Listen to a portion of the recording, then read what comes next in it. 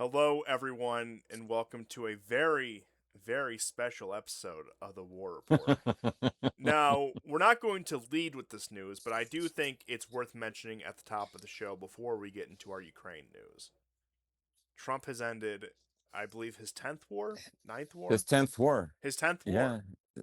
Guess what he said? He ended the 10th war. He started it, but he ended it.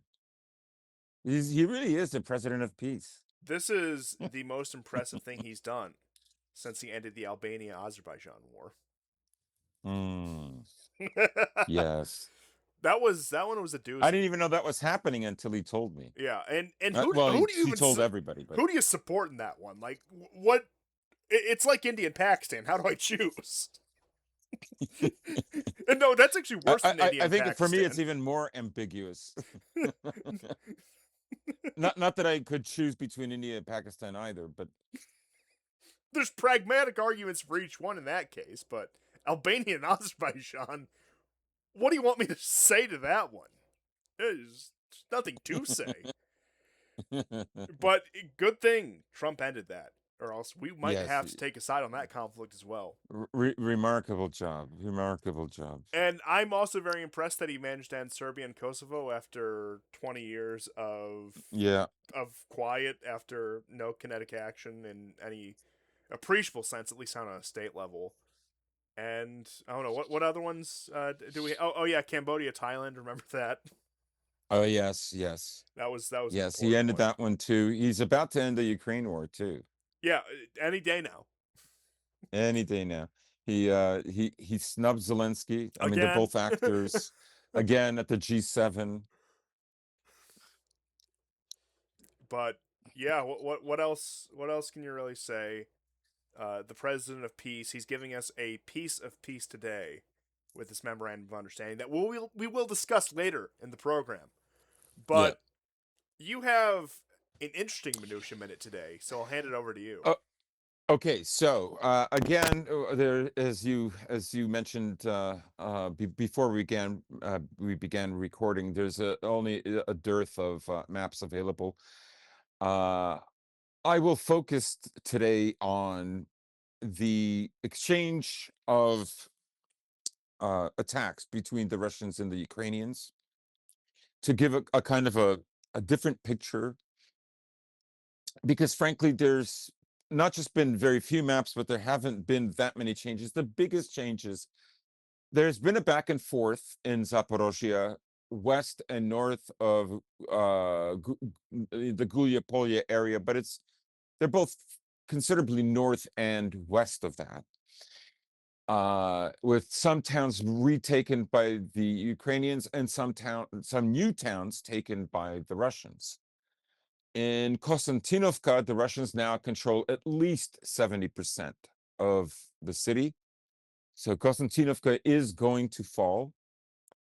In the southern outskirts, in the northern areas, just outside of Kupiansk, and in the southern villages south of Kupiansk, the Russians have expanded control there. They've inched along in Sumy.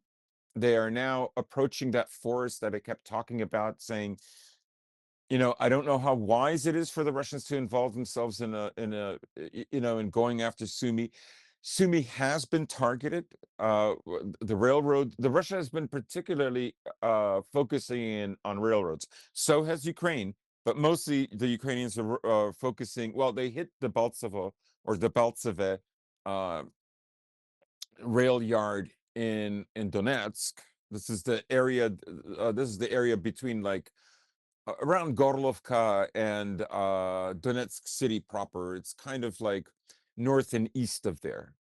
So I would say that that's about it. So what I'm going to do is just go through the strikes back and forth between Russia and Ukraine since June 10th. Okay, so it's June 16th, so it's almost a week. That should give you a pretty good summary. So beginning on June 10th, the Ukrainians attacked with an FP5 Flamingo missile. They hit a VNIR Progress Plant. I don't know what they do there, but it was a very successful hit on the part of the Ukrainians. The building was definitely destroyed, most of it.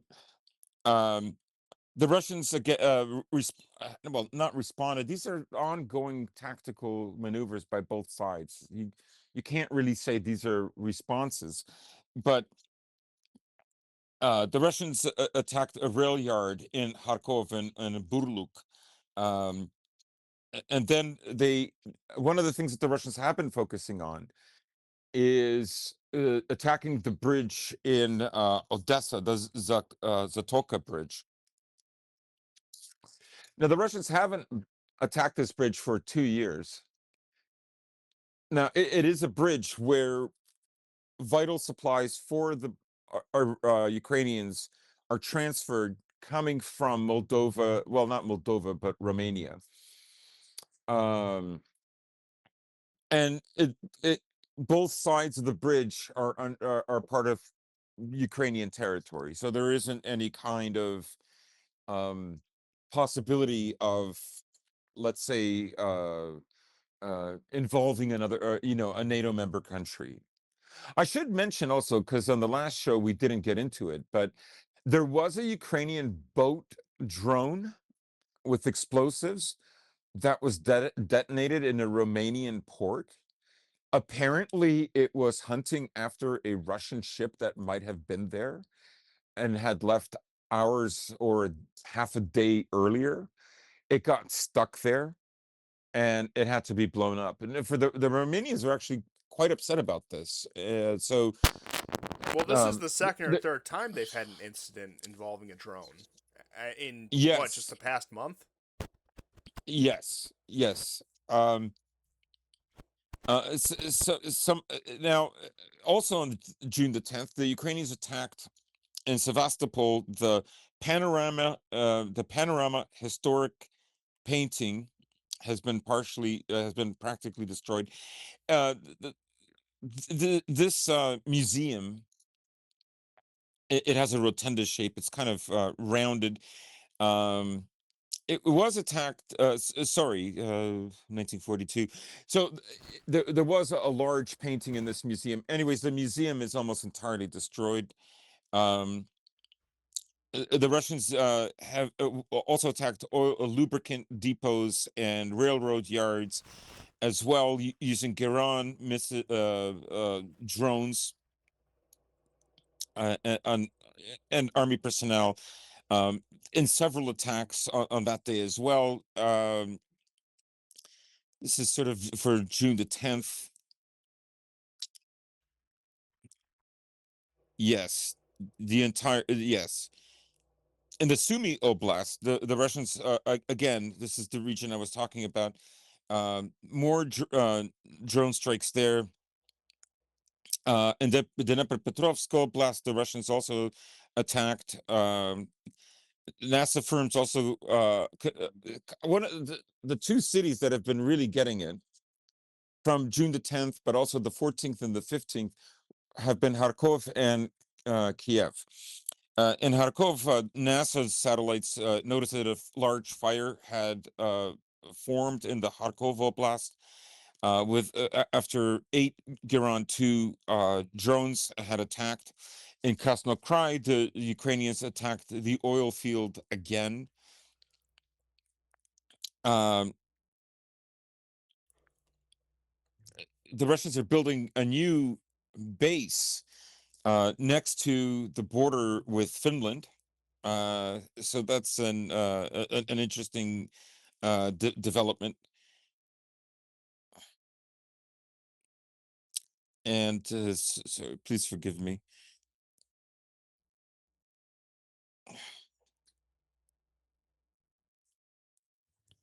Sorry, I'm just getting but my notes are a little bit all over the place.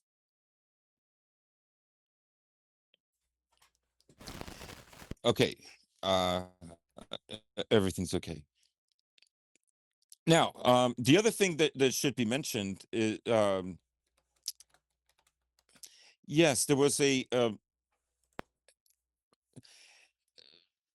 in Kharkov, some kind of place that's used for uh sort of try to find. No, sorry, I retract that. Now, the day after our last show, there was a lieutenant general that was assassinated by the Ukrainians in Moscow using a car bomb. He survived, but died of his wounds shortly after. Um, there was another attempt on a gentleman by the name of Pinchuk. Pinchuk was one of the organizers during the heyday of the outbreak of the war in Ukraine back in 2014 and 15. Somebody planted a bomb at his residence. Um, didn't look very successful. It shattered some windows on the outside of his house, but maybe it was more of a threat. Um, the Ukrainians also attacked an area in Tatarstan, in Nizhny Kamansk. Then the Russians attacked an oil depot in Kiev. They also attacked in Sumy 2 days later. Russian attacks also in Kolchivka, Zheved, Mikhailo Kupiansk. So I guess what I'm trying to say is there have been back and forth many attacks, but I would say for the first time that I would say that the Russians are definitely on they're parity or in have more attacks on Ukrainian territory than vice versa. Um, but the Ukrainians, their strategy that we talked about last week, for instance, destroying the bridges like the Chongar, uh, this is what links Crimea with mainland Zaporozhia and Kherson. Sorry, Kherson, not Zaporozhia. They've been after this bridge. Traffic has been halted. That news is a bit old now. The Russians have learned, according to Ukrainian sources, to jam the Starlink that is used for some of these attacks. So I'm guessing that implies that some amount of traffic is going back and forth again. One of the things that Russians are doing is, instead of using the Novorossiya highway, they're actually driving close to the front line where most of the air defenses are, because that's actually a safer route. A bridge was attacked today, far more east on mainland southern Russia, Ukraine. This is former Ukrainian territory. Let's say it's just a bit west of Mariupol. Now, I would say that the main attacks that have occurred, and there's some sad news in this, were on the nights of the 14th and 15th. The Russian attacks then were really unprecedented. Again, the Russians are attacking railroad stations, they're attacking oil facilities, they're attacking Odessa. Odessa now has been severely hampered in just being able to ship out grain. Anything and anything logistical has been just under barrage. Yes, yes, definitely under barrage. And now the sad news is the Lavra, that ancient church in Kiev has been damaged. And there's been back and forth about who damaged. Of course, in the West, the Russians did this. You already have like stupid influencers saying, "I thought Russia protects." Let's be honest here. Russia has avoided very stringently attacking any churches anywhere, whether it's Ukrainian or Russian-held territory, or it just, as a matter of fact, avoids it. We've posted photos where where a church has been attacked, and the Ukrainian side of that church is riddled with bullets and all kinds of other munition impacts, while the Russian side is not. Uh, People don't think things through, right? Because if you believe that Russia's just this evil empire, right? Like, if I get morally outraged, then it will change the tide of the war. But that's not really how wars work. It's important for willpower, yes, but um, if it turns out that Russia, and I don't believe that Russia intentionally attacked this, the Lavra. Let's remember that the Lavra is under state control right now. It Yes, was it's been taken for a it's go ahead. years long battle between the Ukrainian Orthodox Church and the Zelensky regime. And Yeah. this is far from the only case. This has been happening across the territories where Zelensky's government still actually governs in Ukraine. And it, I don't want to preempt your point, but there's a lot of crocodile tears here. And I'll say outright, number Yes. one, I don't believe the Russians intentionally targeted the Lavra. Number two, I'm not saying there couldn't have been negligence or somebody may have assessed that it was a worthwhile targeting risk, and in which case I don't know what happens inside, say, Russian military tribunals or whatever process that would be. I would like to see some sort of reprimand for that person. I know I'm just shouting into the void at this point because it's not like I have any influence over that, but just personally speaking. But once again, they have this institution, this monument both to the Orthodox faith first and foremost, and also to national identity, whether that is more of the broader Eastern Slavic Rus into Russian, or Hmm. as they want to do, modern Ukrainian, which itself brings up a number of questions I'm not going to get into at this exact moment. But they want to present this image of the Russians committing these terror bombings in Kiev when, number one, you look at the civilian casualties. Any civilian casualty is a tragedy. Don't get me wrong. I'm not trying to downplay or obfuscate any of these. But they're in the single digits compared to, once again, we looking at the size and firepower of this country. That is, it's telling when the civilian casualties are that minimal, even coming from Western sources. Yeah. But then secondarily, it's they want to lay siege to these churches in the name of the so-called independent church that, even if you look at it, that's not even their primary goal. Like, even if you wanted to make the argument that, this so-called, Orthodox Church in Ukraine is real, it's legitimate, it's whatever. I mean, even then, if you believe that argument, the state isn't. I mean, the state is turning over properties to them, but it's not like the state is promoting this as a religious institution. It's purely an act of spite at that No, point. they've had celebrations in there that are completely non-religious. They have defiled this sacred space. They've done that repeatedly. There's videos of like stupid Azavites and Banderites saying we're pagans, we want this church closed down, it has to be destroyed, blah blah blah. This has been going on for years. There's videos from 2022 where they're doing that, right? The Lavra has been shut down so parishioners cannot go in. The Metropolitan of Kiev has been he was arrested just before his operation. He's been repeatedly arrested. They don't And how care. many clergymen have they mobilized at this point? That's right. And I told actually a Ukrainian friend of mine, I said the debate right now really is probably debris. It could have been from a Russian missile that was intercepted, or a Giron that was intercepted, or it was a Patriot missile. Now, locals have said that it was debris, those who witnessed it. Anyways, not that the West cares about churches being destroyed. In any case, yes, it's all to say that that there have been massive attacks, especially on the 14th and 15th. And one of the things that the Russians have done that I've never seen them do before.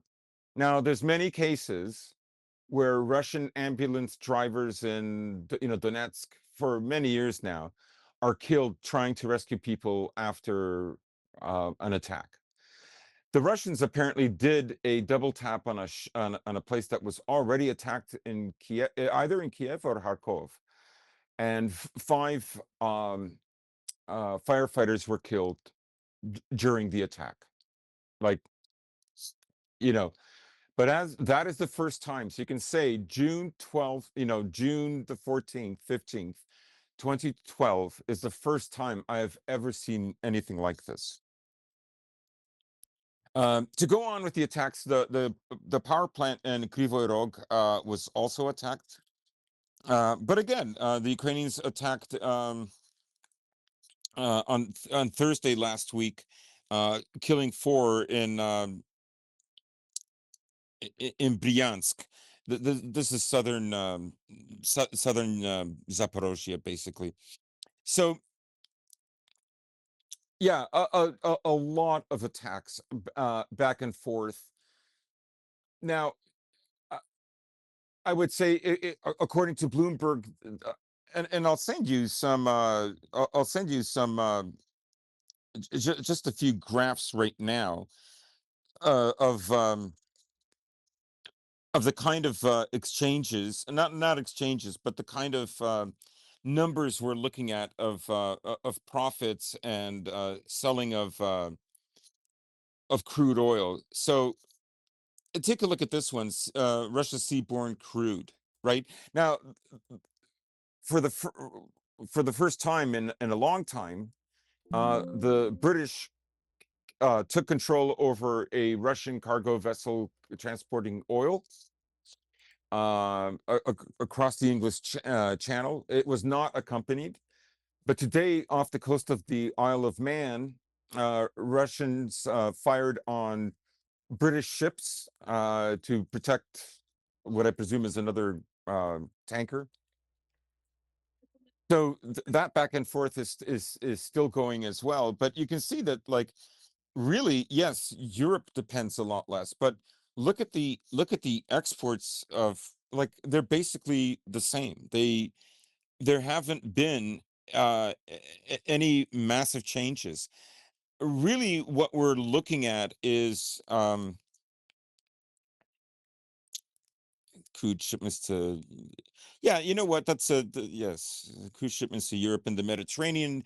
Of course, we've seen this this is a big fall off. um yes, you can see this complements the other map. So yes, Europe, of course, is taking a lot less of it because America wants to capture the market for energy in Europe. That's one of the ways it survives as an empire. If it doesn't do that, it won't. So Germany has also vowed that they are ready for any attack, and if any NATO country is attacked by Russia, then remember they had an exercise in May called something like Flaming Sword.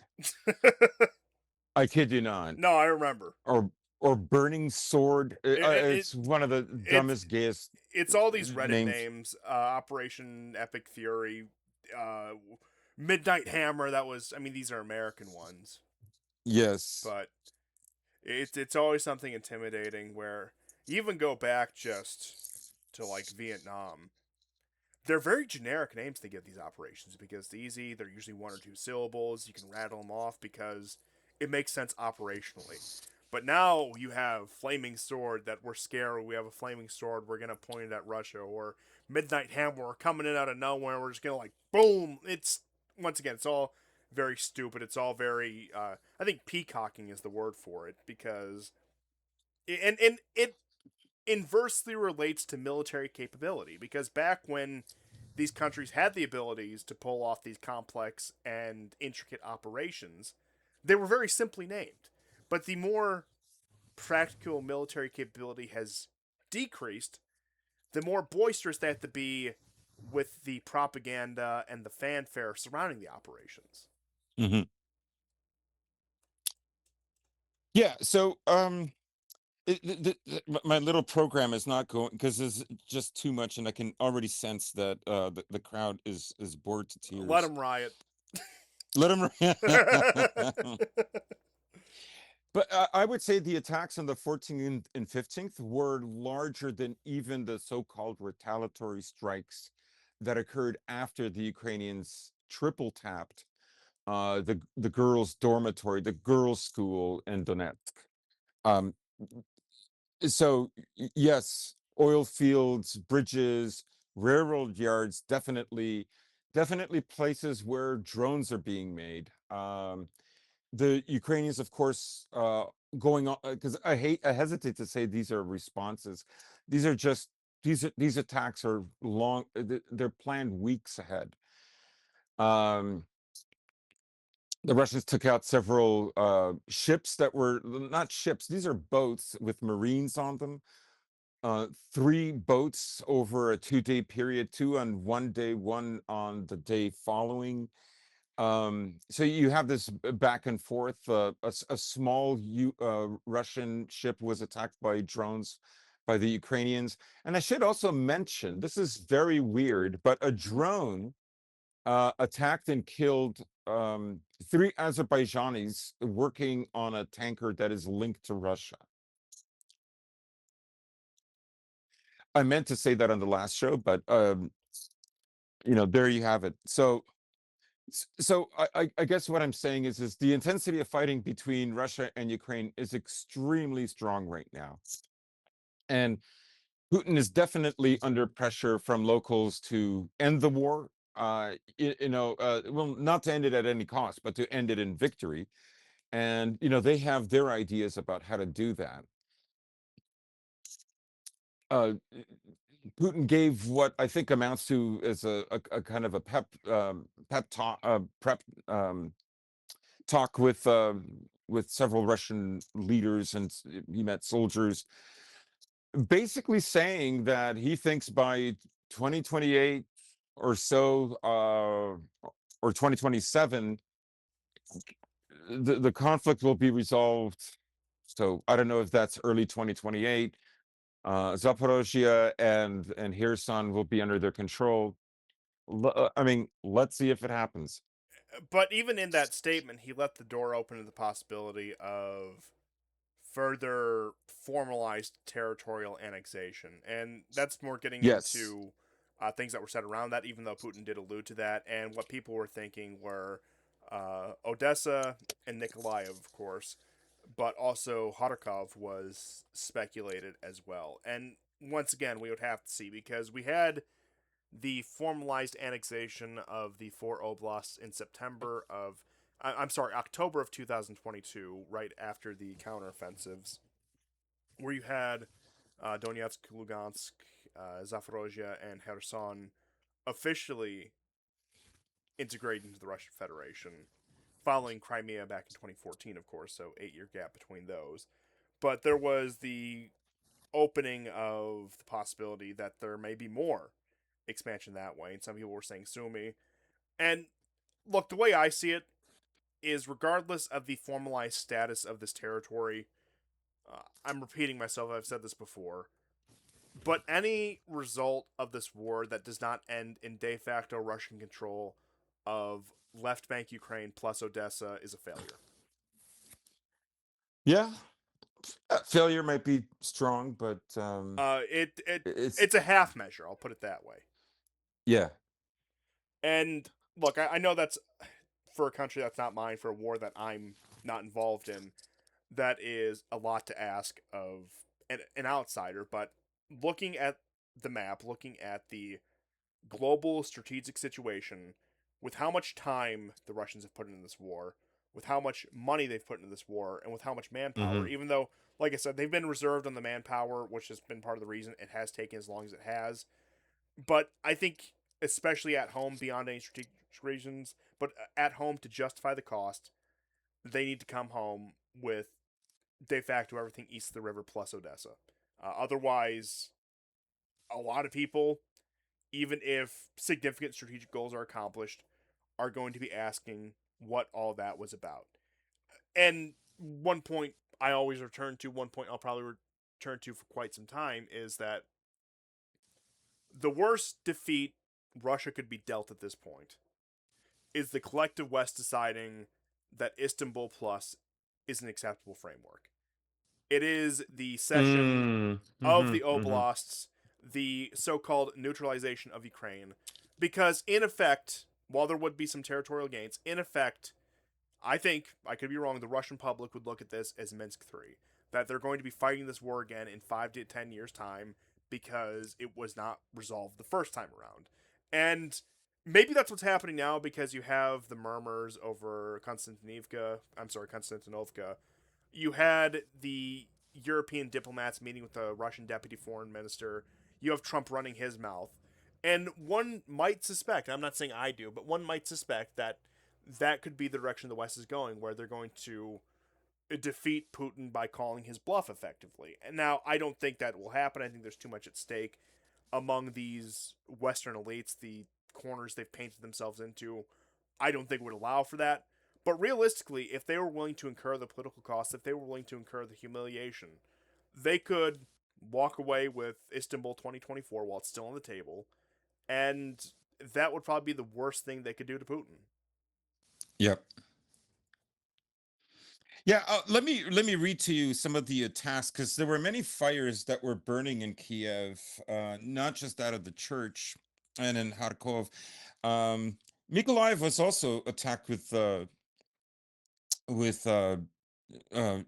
drones by the Russians, but the radar plant involved in the development and production of components for long unmanned aerial vehicles, as well as the repair military grade radar systems, was attacked. The Mayak plant, which produced warheads for UAVs, launch boosters for Flamingo cruise missiles, was attacked. The Kiev state plant Burevestnik, which manufactured medium and long range UAVs, was as well as radar equipment, was attacked.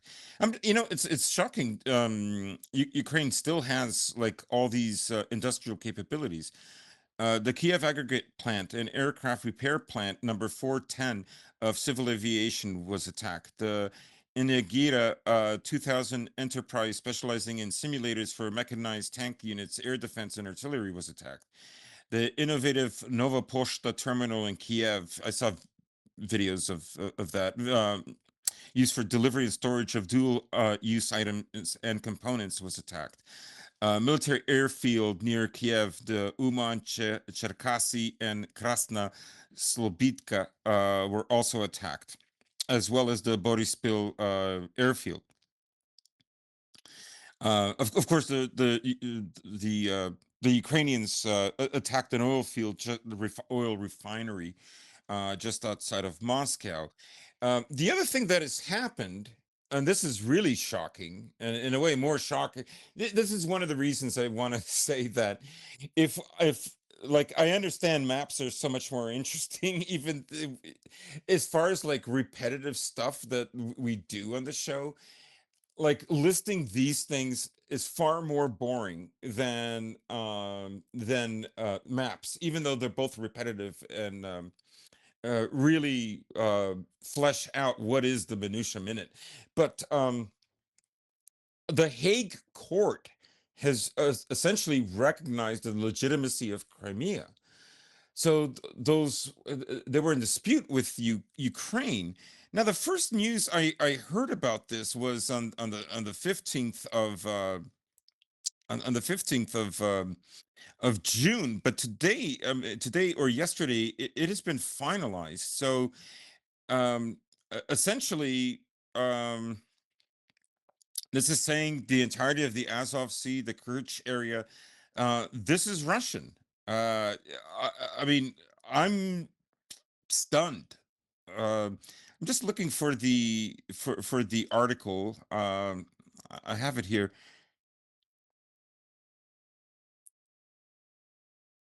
Well, I think on that point, just to follow up, if The Hague is coming out and saying that it may lend more credence to the idea that the Europeans are actually trying to make a serious deal. Now, that being said, Mm, it could still be a Minsk 3 where they are kicking the can down the road, but they need something with a little more substance behind it in order to try to facilitate talks with the yeah. Russians. Here, Otherwise, here. it wouldn't go anywhere. And the last point I'll just add on that is, and given the structure of the Kremlin right now, especially in the figure of Vladimir Putin, that right there with the Hague saying that is just complete bait for him. But as you were saying, Yeah, so here it is. In mid-June, the Hague Arbitration Tribunal ended a decade-long maritime dispute between Russia and Ukraine by issuing a ruling that altered the legal landscape of the Black Sea and the Sea of Azov. Not only did the court reject all of Kiev's demands to dismantle the Crimea bridge and pay compensation for resources, it also recognized the Azov Sea and the Kerch Strait as Russia's internal waters for the first time in the history of international law. The verdict was a crushing blow to Ukraine, which had relied on legal victory as part of its strategy to regain Crimea. Experts attribute the outcome to the procedural vulnerability of the claim, the shifting geopolitical context, and the fact that Kiev had already shifted to the coercive methods in the Black Sea even before the ruling. This precedent may prevent any attempts to revise the region's status in international courts for years to come. However, in the current military situation, the win in The Hague is unlikely to stop naval hostilities. Well, yeah, but this ruling by The Hague is still historical and monumental nonetheless. And I think what you brought up, that this could be an indication that maybe the Europeans are serious. Maybe they are. We'll get into Iran, of course, but the biggest country that helped Iran win this war is obviously Russia. Because if there were no war, if Russia was defeated in Ukraine, you can bet that all those Europeans would have helped Trump. There's no doubt in my mind that Well, they wasn't would have that done Keir that. Starmer's argument that we need to focus on Ukraine, Yes, not Iran? that's right. That's right. Those minuscule frigates they would have lent. Now, maybe it's up for debate because Trump started this war and he started in such an egregious way. Well, Trump and Netanyahu, to be precise. And it would have been a very unpopular move. Well, I do have to So, say, I think in terms of European support for the war, we would have seen more robust logistic support from NATO bases in Europe versus actual firepower contributed by the Europeans, because that was the big concern when the Gulf bases shut down at the beginning of the war because of the Iranian missile and drone attacks, is that they were having to fly sorties out of Romania to get their bombers off the ground, and that yes. in the case if there was no Ukraine war or if it was resolved or if Russia was defeated, you probably would see a scenario where the Europeans and NATO would have been, let's just say, more accommodating with their resources in terms of logistics rather than firepower. Hmm. Yes. But to get back to the Hague ruling, I think I'm repeating myself a bit here, but that is, since this war started in 2022, since anything going back to Minsk 2, this has been, in my opinion, probably the most significant development out of Europe in terms of their relationship to Russia. Because, like I said, the only way I can look at this, and perhaps I have horse blinders on, perhaps I am missing the forest for the trees, or whatever else you might want to say, but the only reason I could see them delivering such a verdict is because they want to talk to the Russians. And I think that's bolstered by the fact that they were sending their diplomatic teams to go chat up the deputy foreign minister of Russia. And those talks actually did last a few hours. It wasn't one of those in and out meetings that was only an hour or two where they demanded Russia's complete surrender, the Russians say no, and then the meeting is adjourned. But I don't have any details from that meeting. I don't know if they've been released yet, but judging by the length, the circumstance, the situation on the front line, and the barrage of Kiev among other targets in Ukraine, it does all, in my mind at least, I'm not saying I not wrong about this in some way. I'm not discounting that possibility. But in my mind it all adds up to the fact that they need to engage in some sort of diplomacy. And then that if you want to tie this all together, you could talk about the Iran issue, you could talk about the memorandum of understanding, you could talk about that even though there's been no date decided, Witkoff is slated to go back to Moscow under the pretense of formally delivering the memorandum of understanding between the Americans and the Iranians to the Russians. But surely that would also include discussion of Ukraine among many other issues as well. And you could see a scenario where you get another American another attempt, I should say, at American-led rounds of talks with a much more cooperative Europe this time. Even though, once again, the Russians themselves have backed away from the peace process, but who knows? They've been lulled into dumber discussions before, if I'm just being frank about it, and Mm. this could be yet another round of that. Yeah, I mean, America will never, and Europe, and America will never stop trying to defeat Russia. That it will just go on that way. Yeah, I mean, there's You a know. long history there, and but I would say especially post World War II, especially after 1945, with the elite that the West has right now, that is the default. And while there is, of course, a lot more historical animus between the two that dates back even further, it would still require a complete overhaul of the ruling class in both North America and in Europe before you were to even get any sort of detente with Russia at this point. There's no Western figure, there's no Western politician in power or even close to the striking distance of power right now who could negotiate an equitable or semi equitable power sharing agreement with the Russians over their sphere of influence in the wider world. There's just simply that's not on the table. And that they have put themselves in this position where there's no reverse gear, which brings me back to a point I've been hammering on for the past few months here, which is why I am afraid in the next 5 to 10 years of a war in continental Europe between NATO and Russia. Because as it stands now, you can have all these gestures, you can have even this court ruling that's more substantial, I will admit that.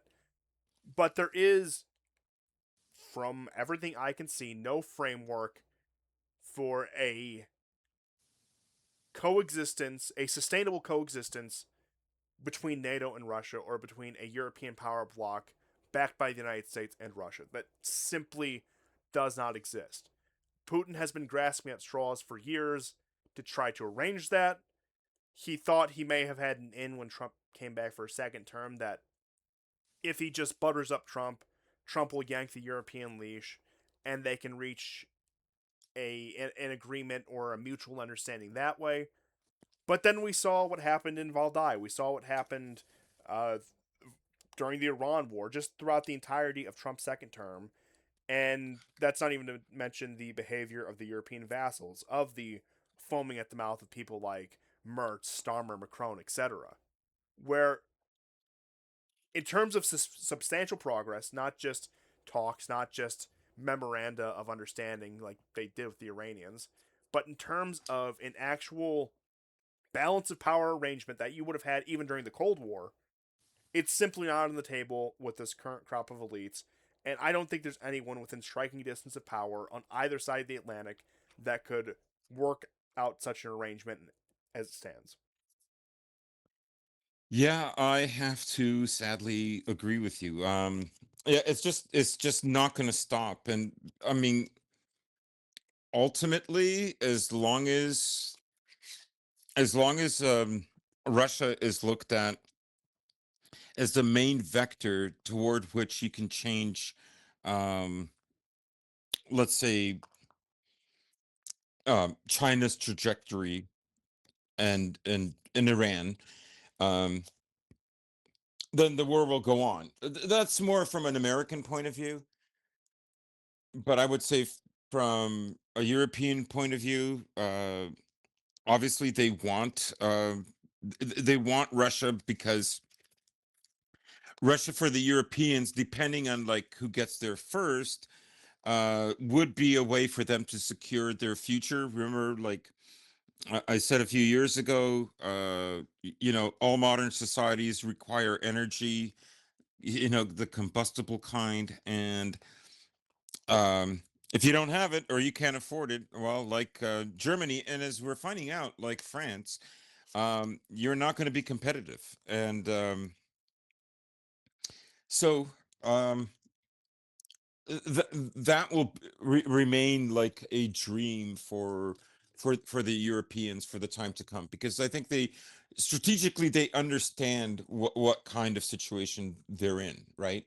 Like they can either uh, come to a new understanding with Russia, which would mean that they would have to um, exclude, well, not exclude America, but disappoint America, and probably reducing the amount of carbons that they're buying from them, or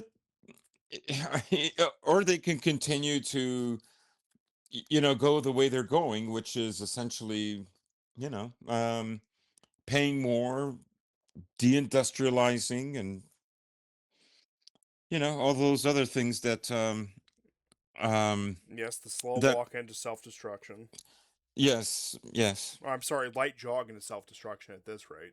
Light jog, don't mess that up. Yes, light jog. It's not quite a run, not yet, but Yeah. they're getting there. Yeah, so I think that's why the war will go on, but maybe there will be a 5-year pause. We'll see. We'll have to see. I mean, this war isn't over, and I think Putin basically is suggesting that, there's he's he's going to talk both sides out of his mouth. He basically told the public that, this war is going to, and especially Lavrov again, has reiterated that this war is going to be decided on the battlefield. It's not going to be decided with new negotiations. Um, so, but of course he's going to continue to placate Trump. Um, how aware Trump is of that now, I don't know, because everyone from, Mark Rutte to Macron to Putin placates Trump to some degree. The only guy who's not placating Trump right now is Netanyahu. No, he's kvetching real hard right now. It's You love to see yeah. it. We'll get into that. Don't worry. But one thing I wanted Yeah. to talk about before we shifted into the Middle East is how seriously do you take Karaganov? I don't necessarily pay attention to Karganov at all. I I know there's a lot of people who find him sensational. I think he's supposed to be sensational. I think, he's another Dmitry Medvedev. I take Lavrov much more seriously than either of those two, but then also Karaganov, he is, of the tribe, I think. oh really?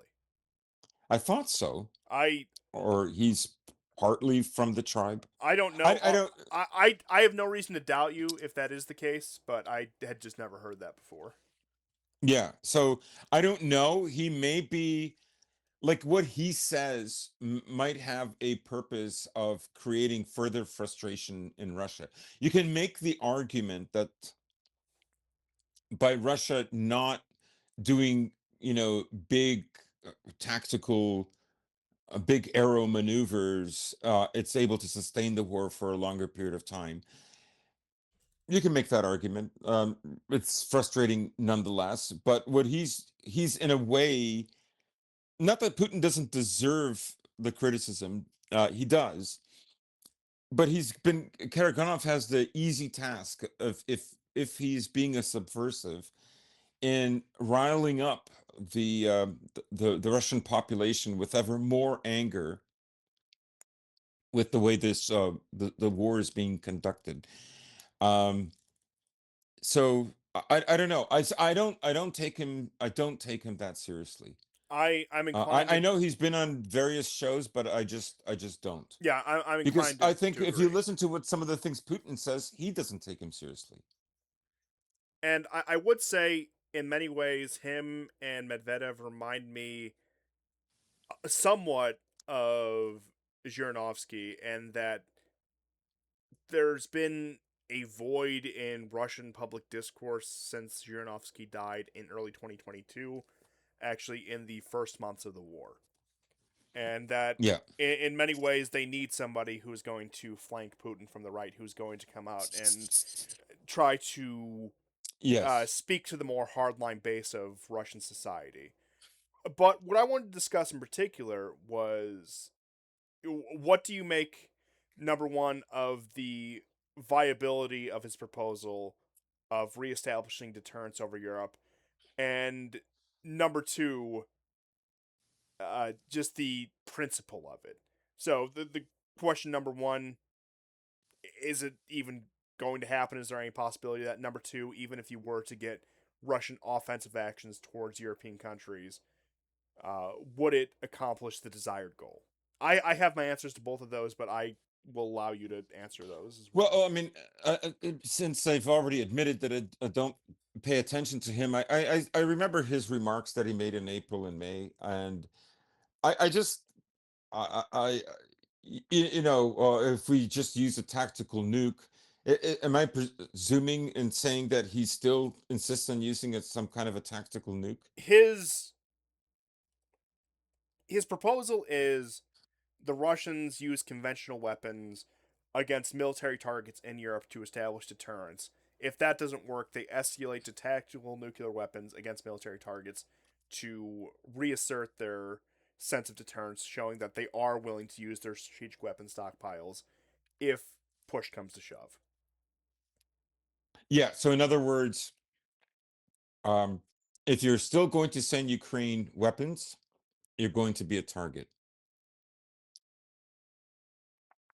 right? I mean, essentially, like Russia recently boasted about I don't know how many millions of drones they make per year, but if you believe what the Ukrainians are saying and the Russians, and I have reasons to doubt both of them, like, but you know that could be negligible. The Ukrainians are still producing more drones. Um, so is he getting at like, you know, those areas in Germany and Britain and Belgium where the drones are being manufactured or partly assembled? Is that what he's getting at? That's functionally his argument. He didn't Yeah, outright name drones, but talking about the military logistical support for Ukraine, that those should become legitimate targets in order for the Russians to reestablish deterrence. yeah. And I will say, as far as I'm concerned, number one, that's not going to happen. In fact, one could argue that No. the hardliners in NATO have been baiting that. They want Putin to bite so they can cry Article Ukraine has 5. been baiting Russia to do that. Yes. Yes. Ukraine has been baiting Russia to strike Ukraine harder in order for Europe and America to come to a point where, in order to save face, they must do something, And it's right? been that way since 2022. Yes. And like I say, Putin's remarks have been in what? Start a nuclear war now? I mean, but Yeah. So just to touch on point number two of that, the question of whether or not it would establish deterrence, I think Karaganov, if we're to assume he is speaking with no pretense, with no narrative, if he's expressing his honest opinion, I think it's mm, insane. It is the bait that NATO wants, that the this hardliners is in why I NATO don't want. trust him. This is why I don't So, trust him. so you're making the argument that he's not right subversive and not just flanking Putin from the right? Yeah, I'm saying he could be a subversive. Yes. I'm not disagreeing. I hadn't considered that, but I think it is worth considering. I'll say that much. Like Lukashenko was interviewed, I believe, yesterday, today or yesterday, and he literally said that the Israeli lobby is partly responsible for the way this war has turned out. Oh, of Now he course, means the Israeli lobby, both like I mean, Russia doesn't have official Israeli lobbies, but they can and pull certainly some not like strings. I'm not saying he it's means yeah. influential Jews that have dual citizenships, both in Russia and Britain, or Russia and America, et Russia cetera, and the et West. cetera. Russia and the West, and various oligarchs within Russia who are of Jewish extraction, were instrumental in getting Putin to, well, as he saw it, to withdraw their forces outside of Kiev. Now, he said, but he did mention that the war was not going as well as Putin had hoped, anyways, and that was also a deciding factor. But I'll just say that if Karaganov is actually partly Jewish, then I mean, not that he has to be a subversive. Russia has non-Jews who are subversives, um, but you know, mostly liberals or whatever. But I just think that this is potentially like a different form of subversiveness that is there now that the liberals are gone. So you use subversiveness from the right instead Well, of from the they left. they did that with Navalny as well. If you remember back in the early Yes, 2010s, yes, his entire thing was he was the crusader against Islam. We needed to stop the Islamification of Russia, etc., etc.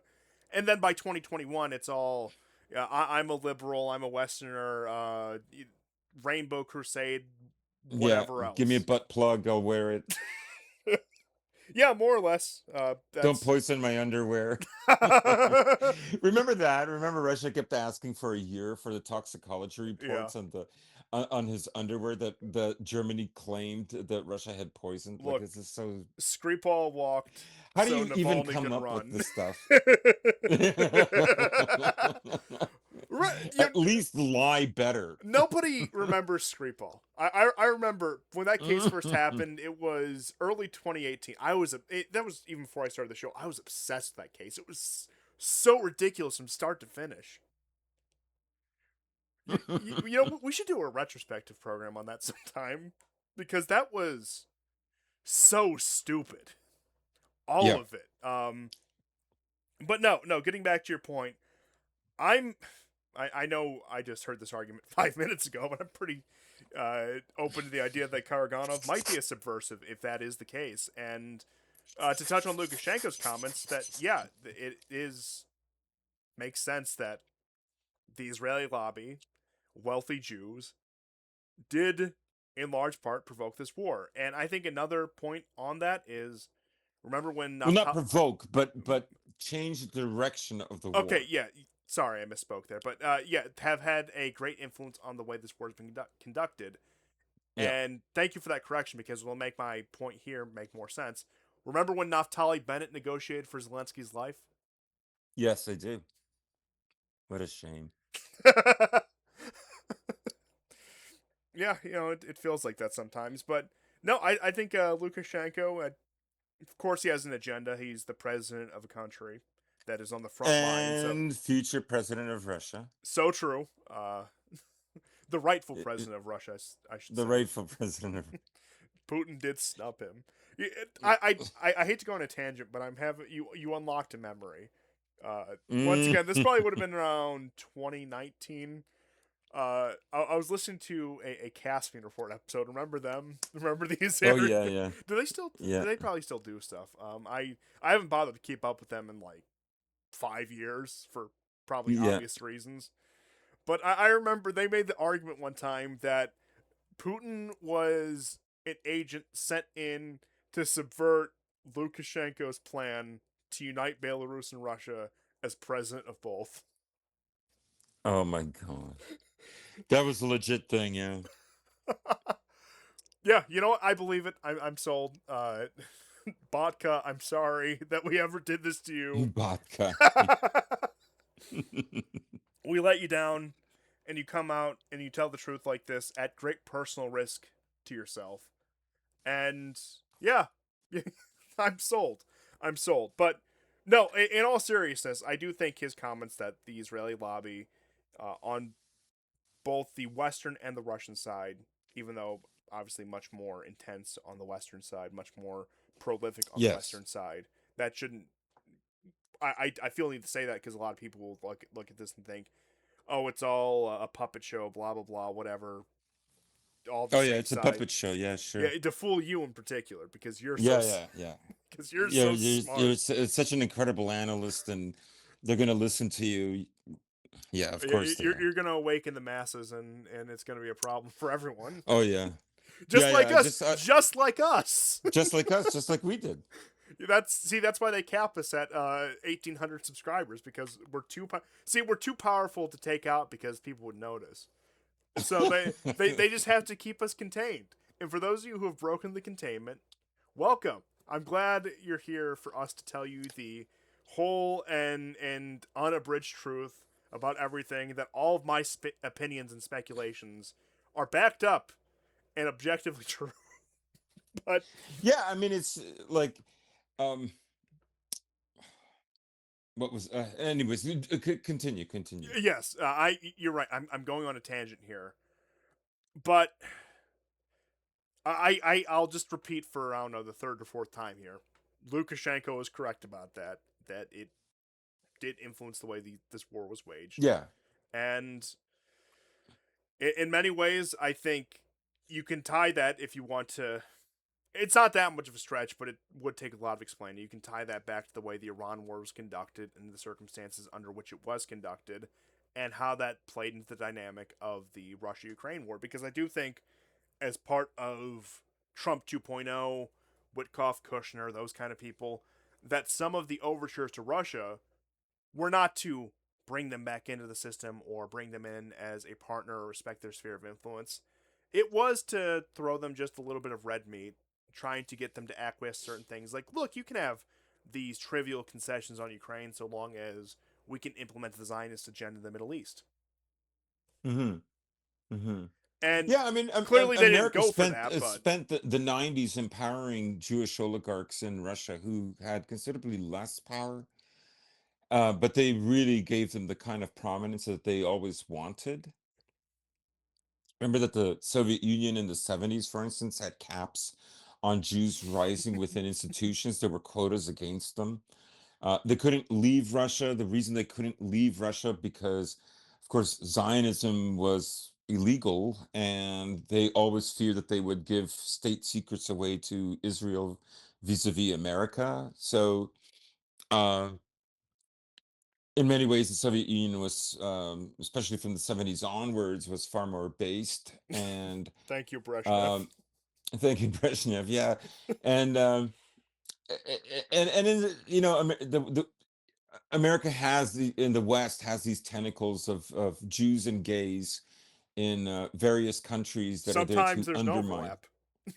So, and sometimes there's an overlap, yes, in order to stymie or influence these countries or completely subvert them, right? And again, what the story of Putin as a strategist is sometimes it's just half measures, and sometimes it's clever. Like basically, he wanted to differentiate between guys like Khodorkovsky and others, between those Jewish oligarchs in Russia who just wanted to get rich and those who wanted more. And some guys like Berezovsky didn't live. So, but he thought that would be like basically the safest method. I mean, you could make an argument that that Putin understood what Russia's weaknesses were. They had already been in a war in Chechnya. They would resume a war in Chechnya after he was, or it would start just before after he was elected. So, Well, I know I've said this a number of times at this point, especially last episode, but I think even beyond the situation in the Ukraine war, you can look at Putin's entire career. Not to stand here and defend the guy, say he's the greatest thing since sliced bread. No, I mean, I think he's a competent leader in his own right, that in many ways he is responsible for the fact that Russia did not collapse in the 2000s.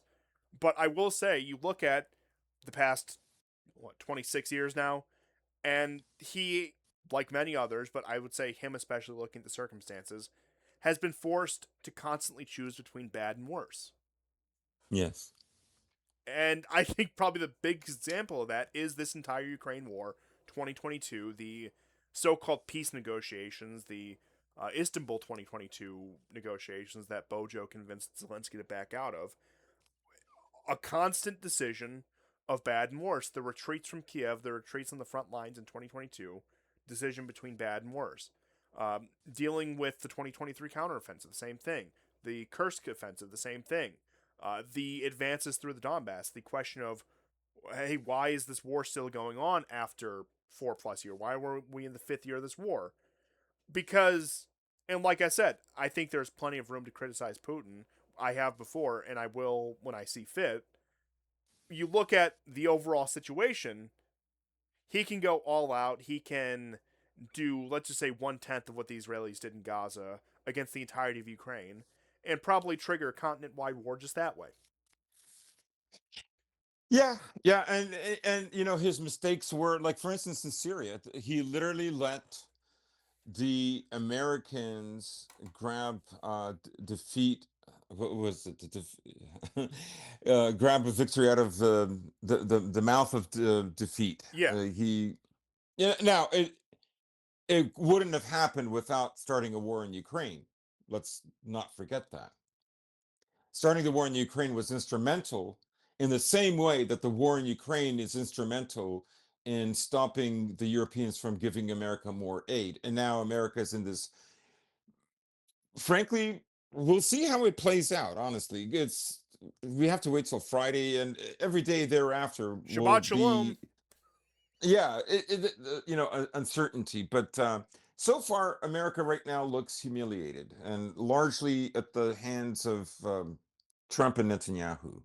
But I will say, before we move on to the Middle East, because you brought it up, and I just wanted to tie up this point you made about Syria, is that even before the Ukraine war, going back to 2018, he was brokering negotiations between the Syrians and the Turks that later grew into negotiations between the Syrians and the Arab League, both of whom stabbed Assad in the back at the first opportunity. They really did fool him. And Trump and Erdogan worked um, to stop the Russians from finishing off Hayat Tahrir al-Sham in Idlib. Now, it has to be said that the beginning of the drone war kind of starts there. Oh, yes. But the Russian retaliation for the drone war was uncompromised. And the way they entered the war in 2015, absolutely uncompromised. You saw those trucks carrying all that oil annihilated. To me, that was peak Putin. I never had so much respect for him until that moment. I thought he did an amazing job, and that shocked Obama, but it shocked the Europeans. It shocked everybody. No one thought he could do it. It scared the piss out of The Erdogan even at that Maidan was point. supposed to the Maidan was supposed to gift Crimea to NATO and America, and that didn't happen. And now he's doing this. He's helping turn the tide in the war in Syria. But again, he let victory slip through his fingers, partly because I think he made a choice between Ukraine and Syria. Now, it's interesting we bring this up because maybe this is the time that we finally move on to Middle Eastern news. The Russian bases have received new supplies of military equipment, so they're still there. This is very interesting, and we'll continue with also a story on there's some kind of a leak about an apparent war now that Israel might begin to engage with Turkey, with Greece taking the side of Israel. Because, of course, the Greeks want some of this territory that they believe is rightfully theirs. And, Yeah, I of mean course, they have grievances. There's Cyprus. There's a lot of things yeah, that there's a lot. And really, NATO did abandon them then. Turkey and Greece were both in NATO. Um, so you had a war between two NATO countries. imagine that. But imagine that, right? And people make fun of that whole Central Asian defense thing. The more you know, the more you know. So, um, anyways, we'll get into that. But so but those but bases are still there. and those bases are there with the consent of both Turkey and Israel because they both view the Russians as the counterweight to the other. Yes. Where look, I'll say it's humiliating the fact that Putin hosted Jelani and that he shook his hand. He shouldn't have done. I agree that he should not have done that. But strategically speaking, the Russians played their role as vultures in Syria. You can say it's unclean. You can say it's dishonorable. But No, what it's happened? humiliating. It's Yeah, terrible. but what happened, and they managed to secure their slice of Syria that they intervened originally to protect. And it's, I look, I'm not here. I've criticized Jelani extensively. You can go back all the way back to the end of 2024. But at the end of the day, they accomplished their goal in Syria. It took some humiliation along the way. It took groveling before this, I'll just outright say, the stupid son of a bitch, Jelani, for it to happen. But it did happen. And that while what happened in Syria is a tragedy on a number of levels, strategically, the Yeah. setback was completely offset. Yeah. Of course, I would say this though. Okay. There's something about when you're like a middle or lower power, or you're a top power, but not at the very summit, um, where, I mean, all countries depend on some kind of morality, and it's an absolute necessity. So, but the lower you go down, the more you need it. In this way, Iran has become the kind of like the hero of the world. I mean, maybe not the Western world or America, but honestly, who cares? Because um, they have stood up for themselves, and no one can deny that. And well, it's far from over. Okay, I mean, obviously, but but Russia, like him having Jelani, is like, it is such a bitter pill in my mouth that that ever even happened. Like, I would say I've never been more disappointed in Putin than let's say the last 2 years. Oh, I would agree. It's Yeah. especially, like you said, after the absolute shockwave he made in 2015 through 2018 with the height of the ISIS war and the complete and I shouldn't say complete and total, but the near destruction of ISIS driven into the deserts of Deir ez-Zor and other pockets, the containing of HTS to Idlib, the final threat to destroy Idlib, stymied only by quote unquote diplomatic efforts, which we saw the end result of that, and how the offensive that poured out from Idlib, having a direct border with Turkey, ended up for Syria. And even the Europeans petitioned him for this. Of course, is I'm sure they tried to bribe him with, like, we'll buy more oil or whatever. oh, absolutely. I mean, Backroom dealings. yeah, Kaya All Kallis to can get say up though there and that they were there involved in the diplomatic process. So you had America, you had Turkey, Israel, Europe, the same crowd.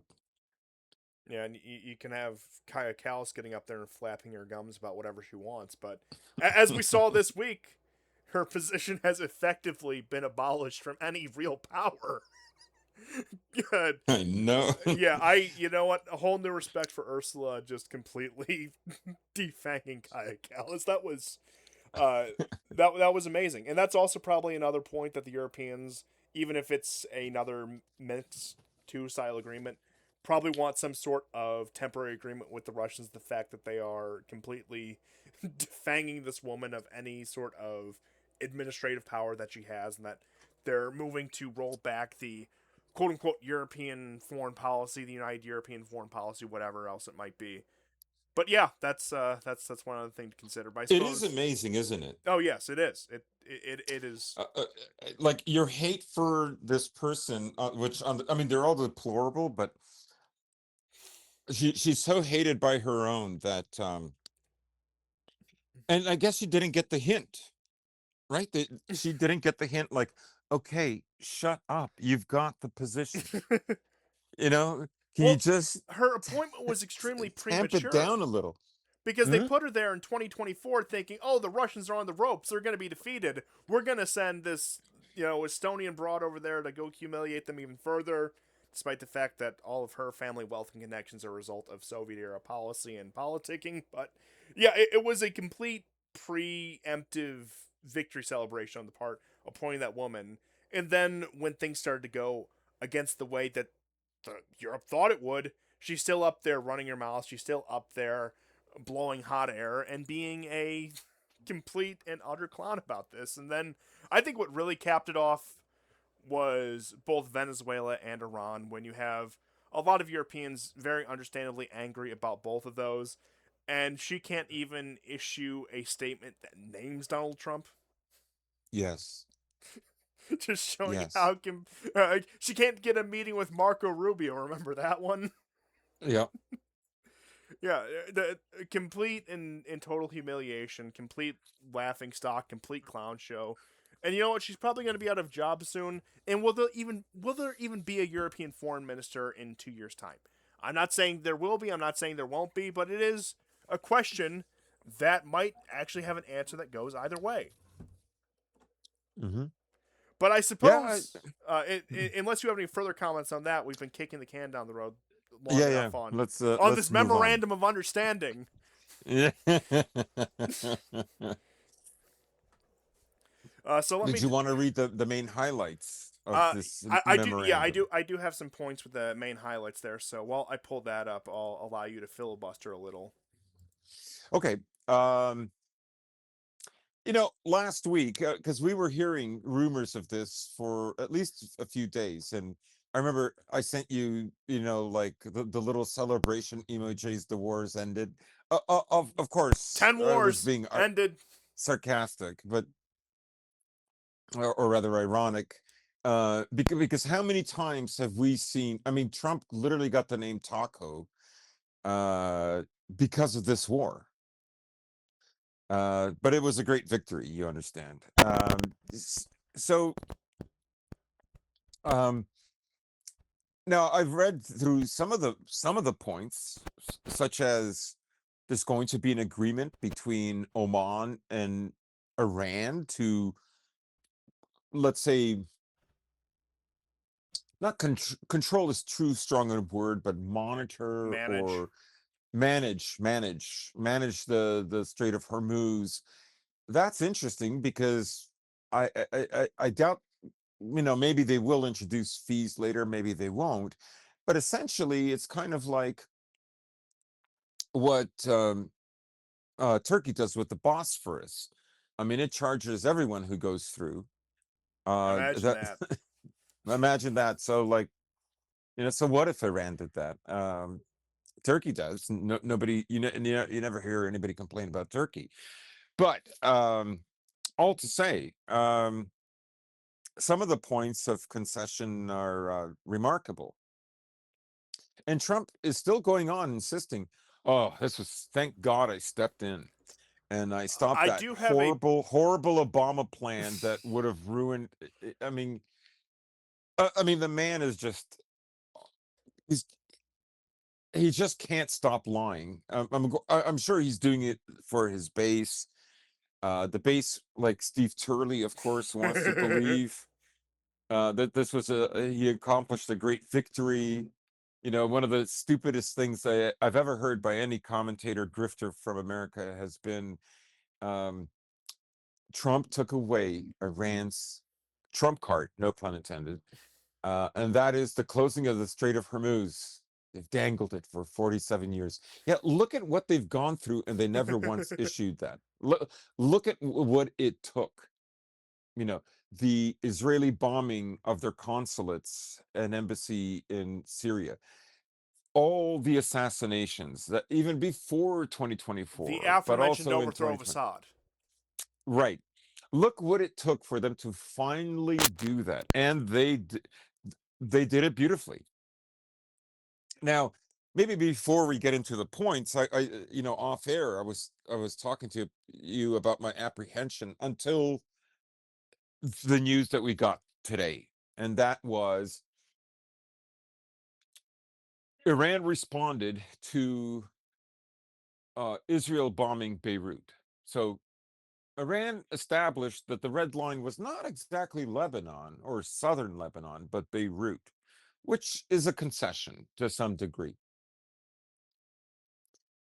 But it is a medium power, medium to small power that is willing to do this against the biggest power in the Middle East and the biggest global power. So that has to be commended. And, Iran retaliated and struck Israel. using some of their missiles. A smaller amount, but enough to move the ball.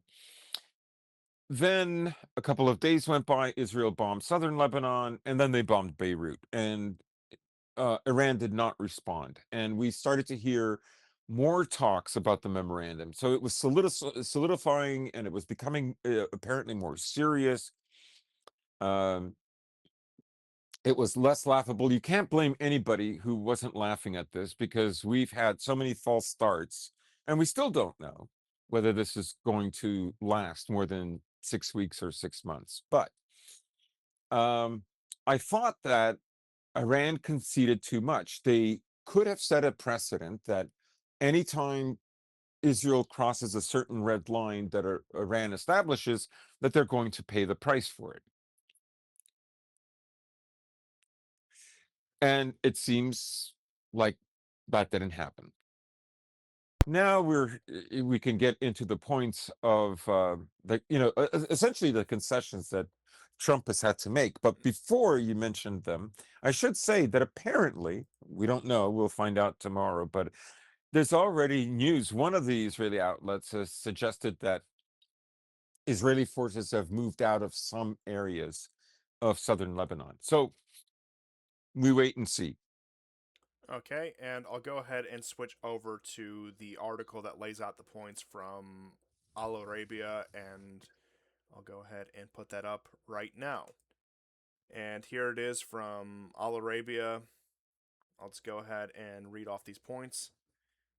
Stop me if at any point you have a commentary on any of Sure. these.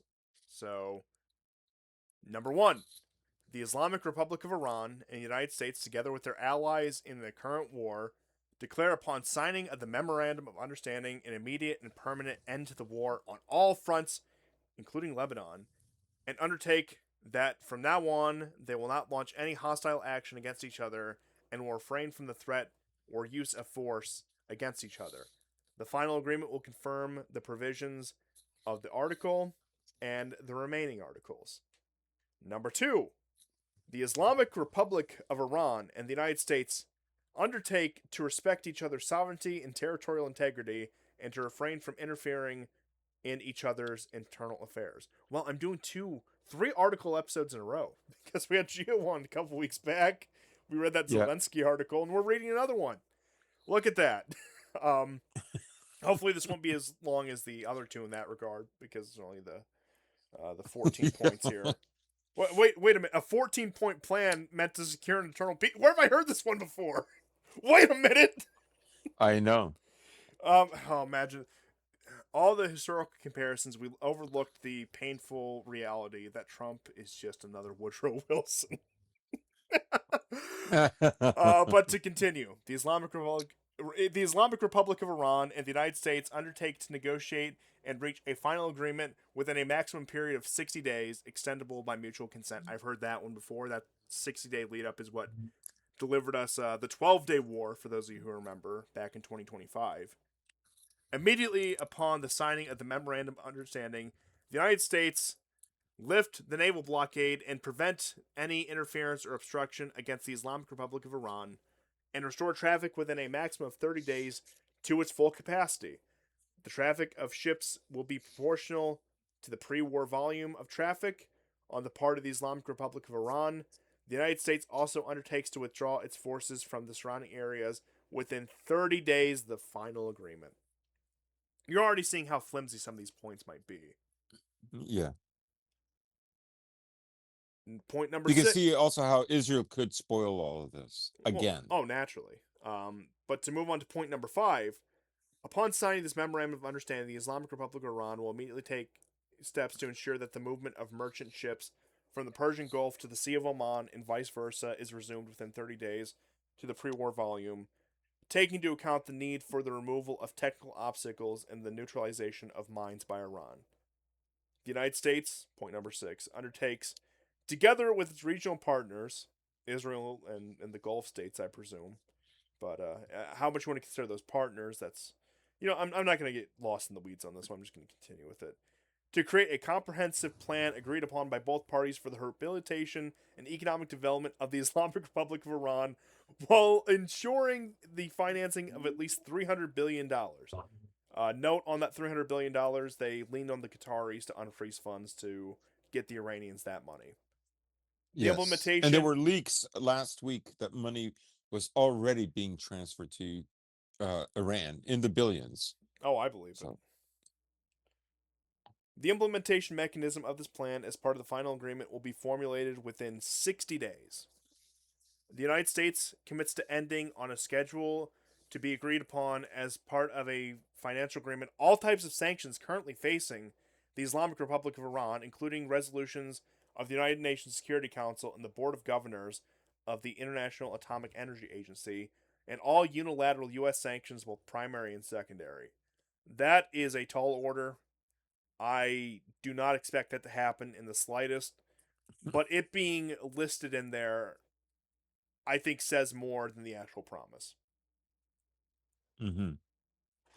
The You Islam- can see how the 60 days could give America time to come up with some kind of a false flag, or Israel to come up with some kind of a false flag to or spoil the just whole break thing, it. or just break it. Yeah. Yeah, don't even bother with the false flags at this point. Maybe Netanyahu will visit Washington again. That'll be curious to He's see. due, isn't he? He is, and I am Yeah. curious. Once we have this ceasefire underway, with if it hopefully does take effect in the way it's supposed to on Friday, we could see changes in the political future of Netanyahu, and I have some speculation on that. I'll get into in just a minute here. Probably some real rich cope that I've said before, but I will repeat because I think that the context does allow for some speculation. But to continue on to point number 8, the Islamic Republic of Iran reiterates that it will never produce nuclear weapons. The Islamic Republic of Iran and the United States have agreed that the fate of the enriched material and the fate of all other mutually agreed nuclear related issues, including Iran's nuclear needs, will be adequately addressed in a final agreement. The final agreement will confirm the provisions of the article. Point number 8 right there, that could be their off ramp, as you were referring to, that, well, the Iranians, they're not making enough nuclear concessions, therefore we must re-implement sanctions and begin military operations again. Blah, blah, blah, blah, blah, blah, blah, so on and so forth. So, Yeah. number 9, the Islamic Republic of Iran and the United States agree that pending a final agreement, they will maintain the status quo. Wow, imagine that. Iran will maintain the status quo on its nuclear program, and the United States will not impose any new sanctions on Iran or strengthen its forces in the region. I All mean, of that's that. a major, like, even if they don't follow through with it, stating that, you can see how this would give many Israelis brain hemorrhages. There was a recent poll that's suggested only 41% believe that they've won this war. I would just say it's still too high of a number. Yeah, that's cope. That's That a is. poll from that's like 3 days ago now. I'm guessing that number will shrink. Oh, absolutely. But on that point, speaking of Israelis brain melting, have you seen Mark Levin lately? He's not having a good time, and you know what? I don't care. You love to see it. You do. Uh, but yeah, the fact that they put that point in there, it's kind of like with point number 7 about the sanctions. If these things are even being brought to the table, that itself is a concession that these things are openly discussed. Mm-hmm. Point number 10. The United States undertakes that immediately after the signing of this memorandum of understanding, until the date of the lifting of sanctions, the Treasury Department will issue waivers for the exports of Iranian crude oil, petrochemical products, and their derivatives, and all related services, including banking, insurance, transportation, and the like. No, this is funny. This is real funny stuff. Just in the context of everything that's happened since then. But to continue on point number 11, the United States undertakes that in light of the progression of negotiations towards a final agreement frozen or restricted funds and assets of the Islamic Republic of Iran will be released and made fully available. Donald Trump is sending pallets of cash to the Iranians, guys. This is a travesty. We need to stop this. To quote, I believe it was Governor Mike Huckabee.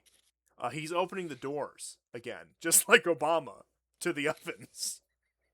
Real quote, by the way. I'm not making that up. Real quote. Huckabee, I think it was Huckabee, said that in 2015 that Obama was reopening the doors to the ovens. I'll put that pause in there just so any automatic sensors don't detect that. But that's not me making a joke. That's not me being edgy. That is a real quote from the former governor, I believe, of Arkansas. He was governor of Arkansas at the time, running for president, and now current American ambassador to Israel. His words, not mine. Hilarious clip, by the way, if you can find it. But Trump is going to be sending them the pallets of $300 billion in cash. Through Qatar. And we all know that the Qatari network is funding every anti-Israel voice in the United States. Tucker Carlson, remember? He's the spearhead of that network. All the conspiracy theorists, anyone who is not a member of the Zionist lobby, is a Qatari asset. And here you have Donald Trump shipping pallets of cash to the Iranians through the Qataris. What does that tell you? That is a man who has betrayed Israel. And betrayed all those poor protesters in Iran. Yeah, 40,000. They killed more than half of what Israel did in 2 weeks. Laura Loomer gave us the most up to date numbers: 100,000.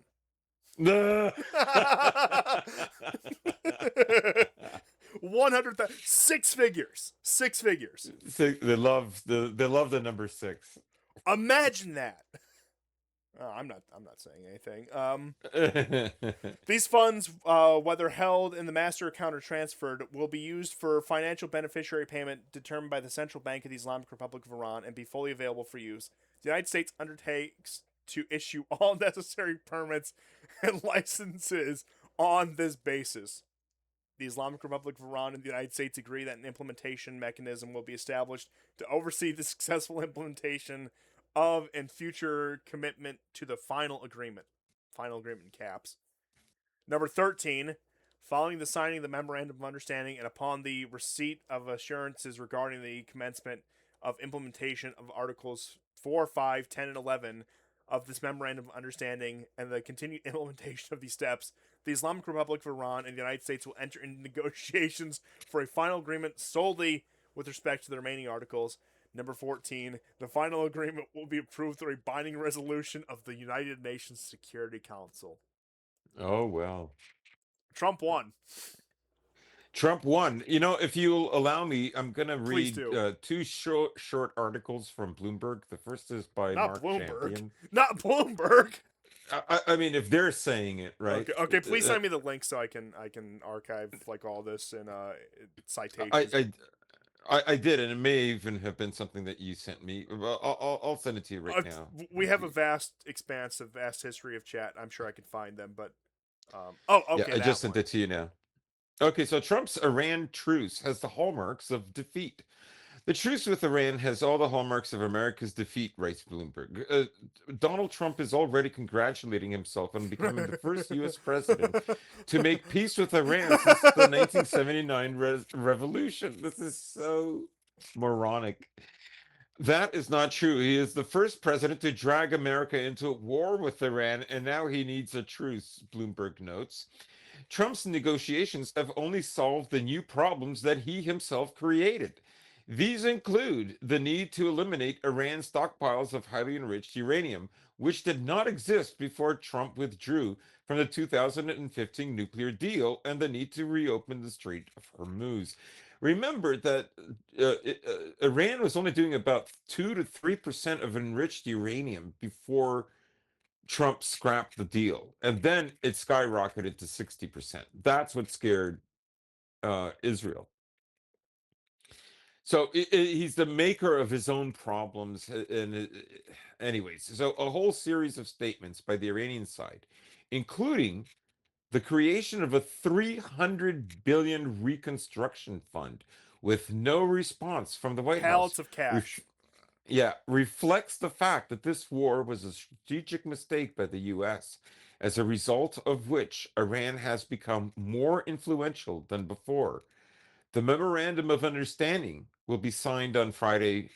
We've gone over that. And now Bloomberg also had an article in their market section. Ships are in no hurry to pass through the Strait of Hormuz. I should mention that beginning in the middle of May, uh,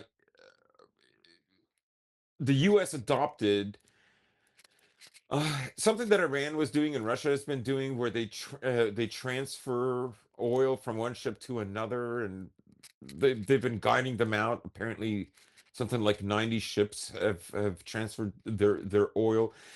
But it was this that caused the Iranians to shoot down the American Apache helicopter, and then that sort of sparked another kinetic outbreak of the war. Anyways, against the backdrop of agreements reached between Iran and the United States on a peace deal, ship owners are in no hurry to send cargo through the Strait of Hormuz, waiting for clarity on the real safety of the moment. Of the hundreds of vessels idle at the anchor in the Persian Gulf, around 300 are loaded and ready to pass through the strait at any given moment. Roughly the same number of empty vessels are waiting on the other side in the Gulf of Oman for the opportunity to return to major export terminals. So yeah, those are the two notes from Bloomberg. Yeah, it's not looking good. This is a very bad look. It just didn't work. He thought he would get another Maduro. He thought he would get what's the name of that stupid woman who uh who betrayed Maduro? I mean, it wasn't just her, Delcy obviously. It was a Rodriguez whole is the acting yeah, president Delcy of Rodriguez. Venezuela. But it's not just her. It's all those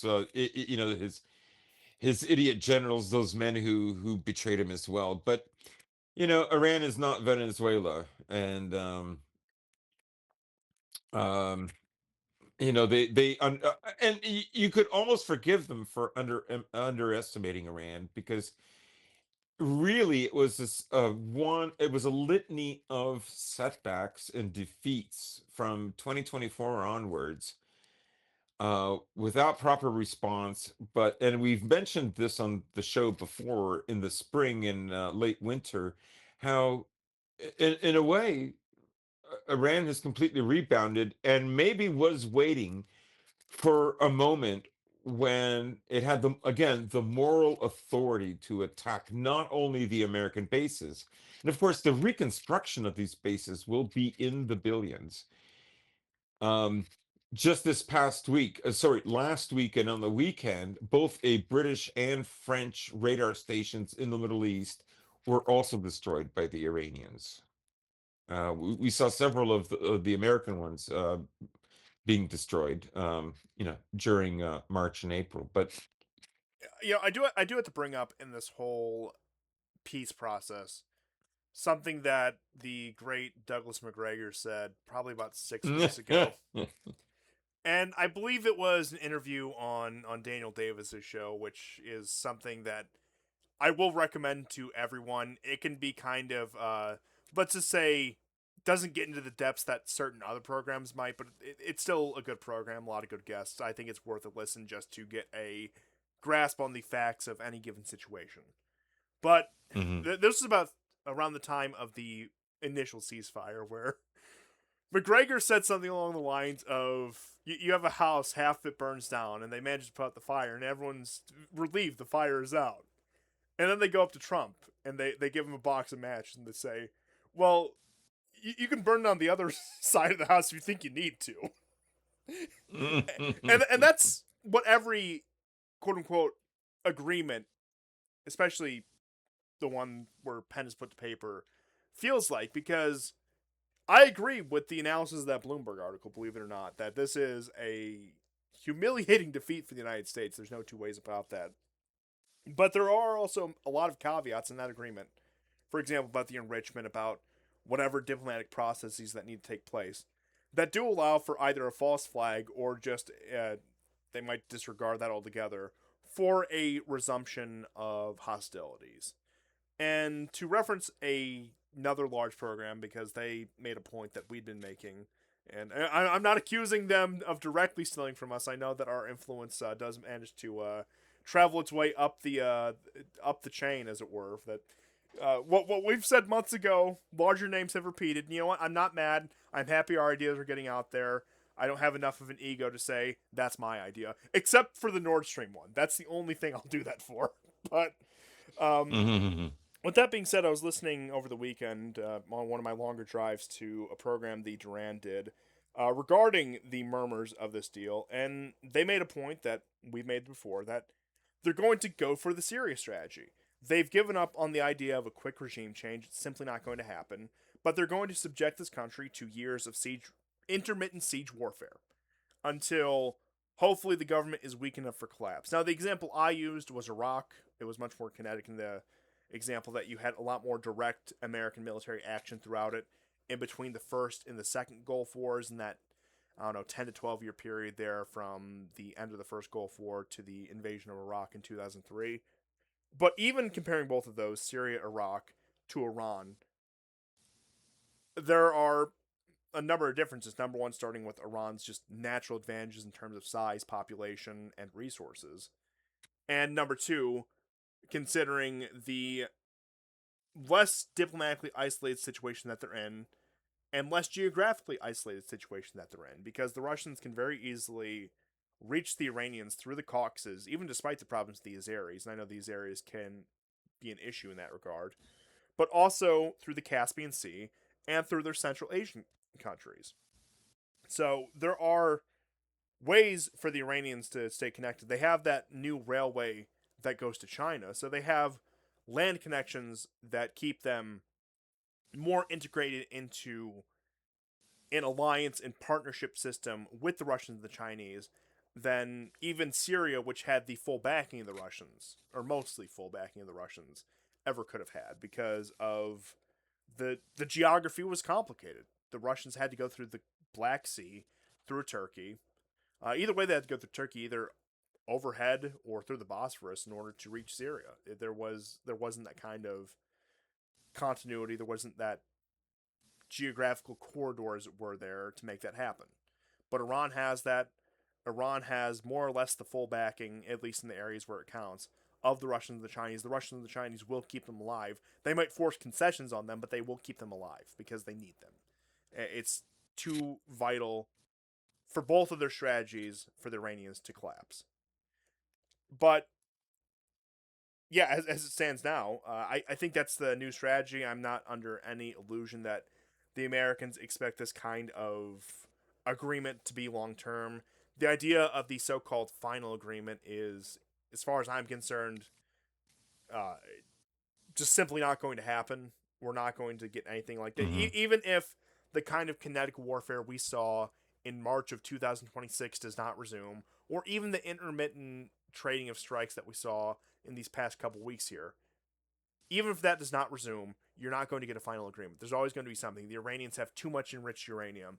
They aren't complying enough on point X, Y, or Z. Or we want to relitigate this point because Netanyahu's fitzing too much about whatever it might be. Oh, the Israelis decided to launch a strike behind our backs using our intelligence and equipment that, well, of course, we knew about, so it wasn't really behind our backs, but we turned a blind eye Mhm. and let it happen.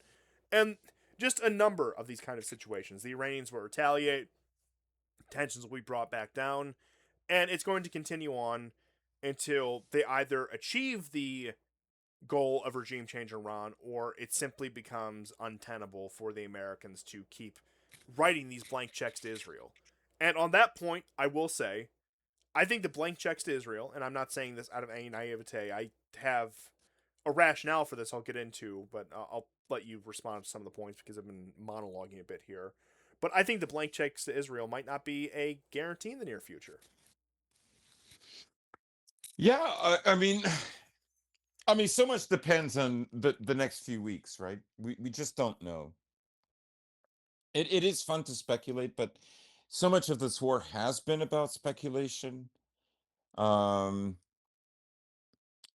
I honestly, I don't know how to form an opinion that I can actually underwrite and Just say, brazenly make a prediction. That's what you have to do.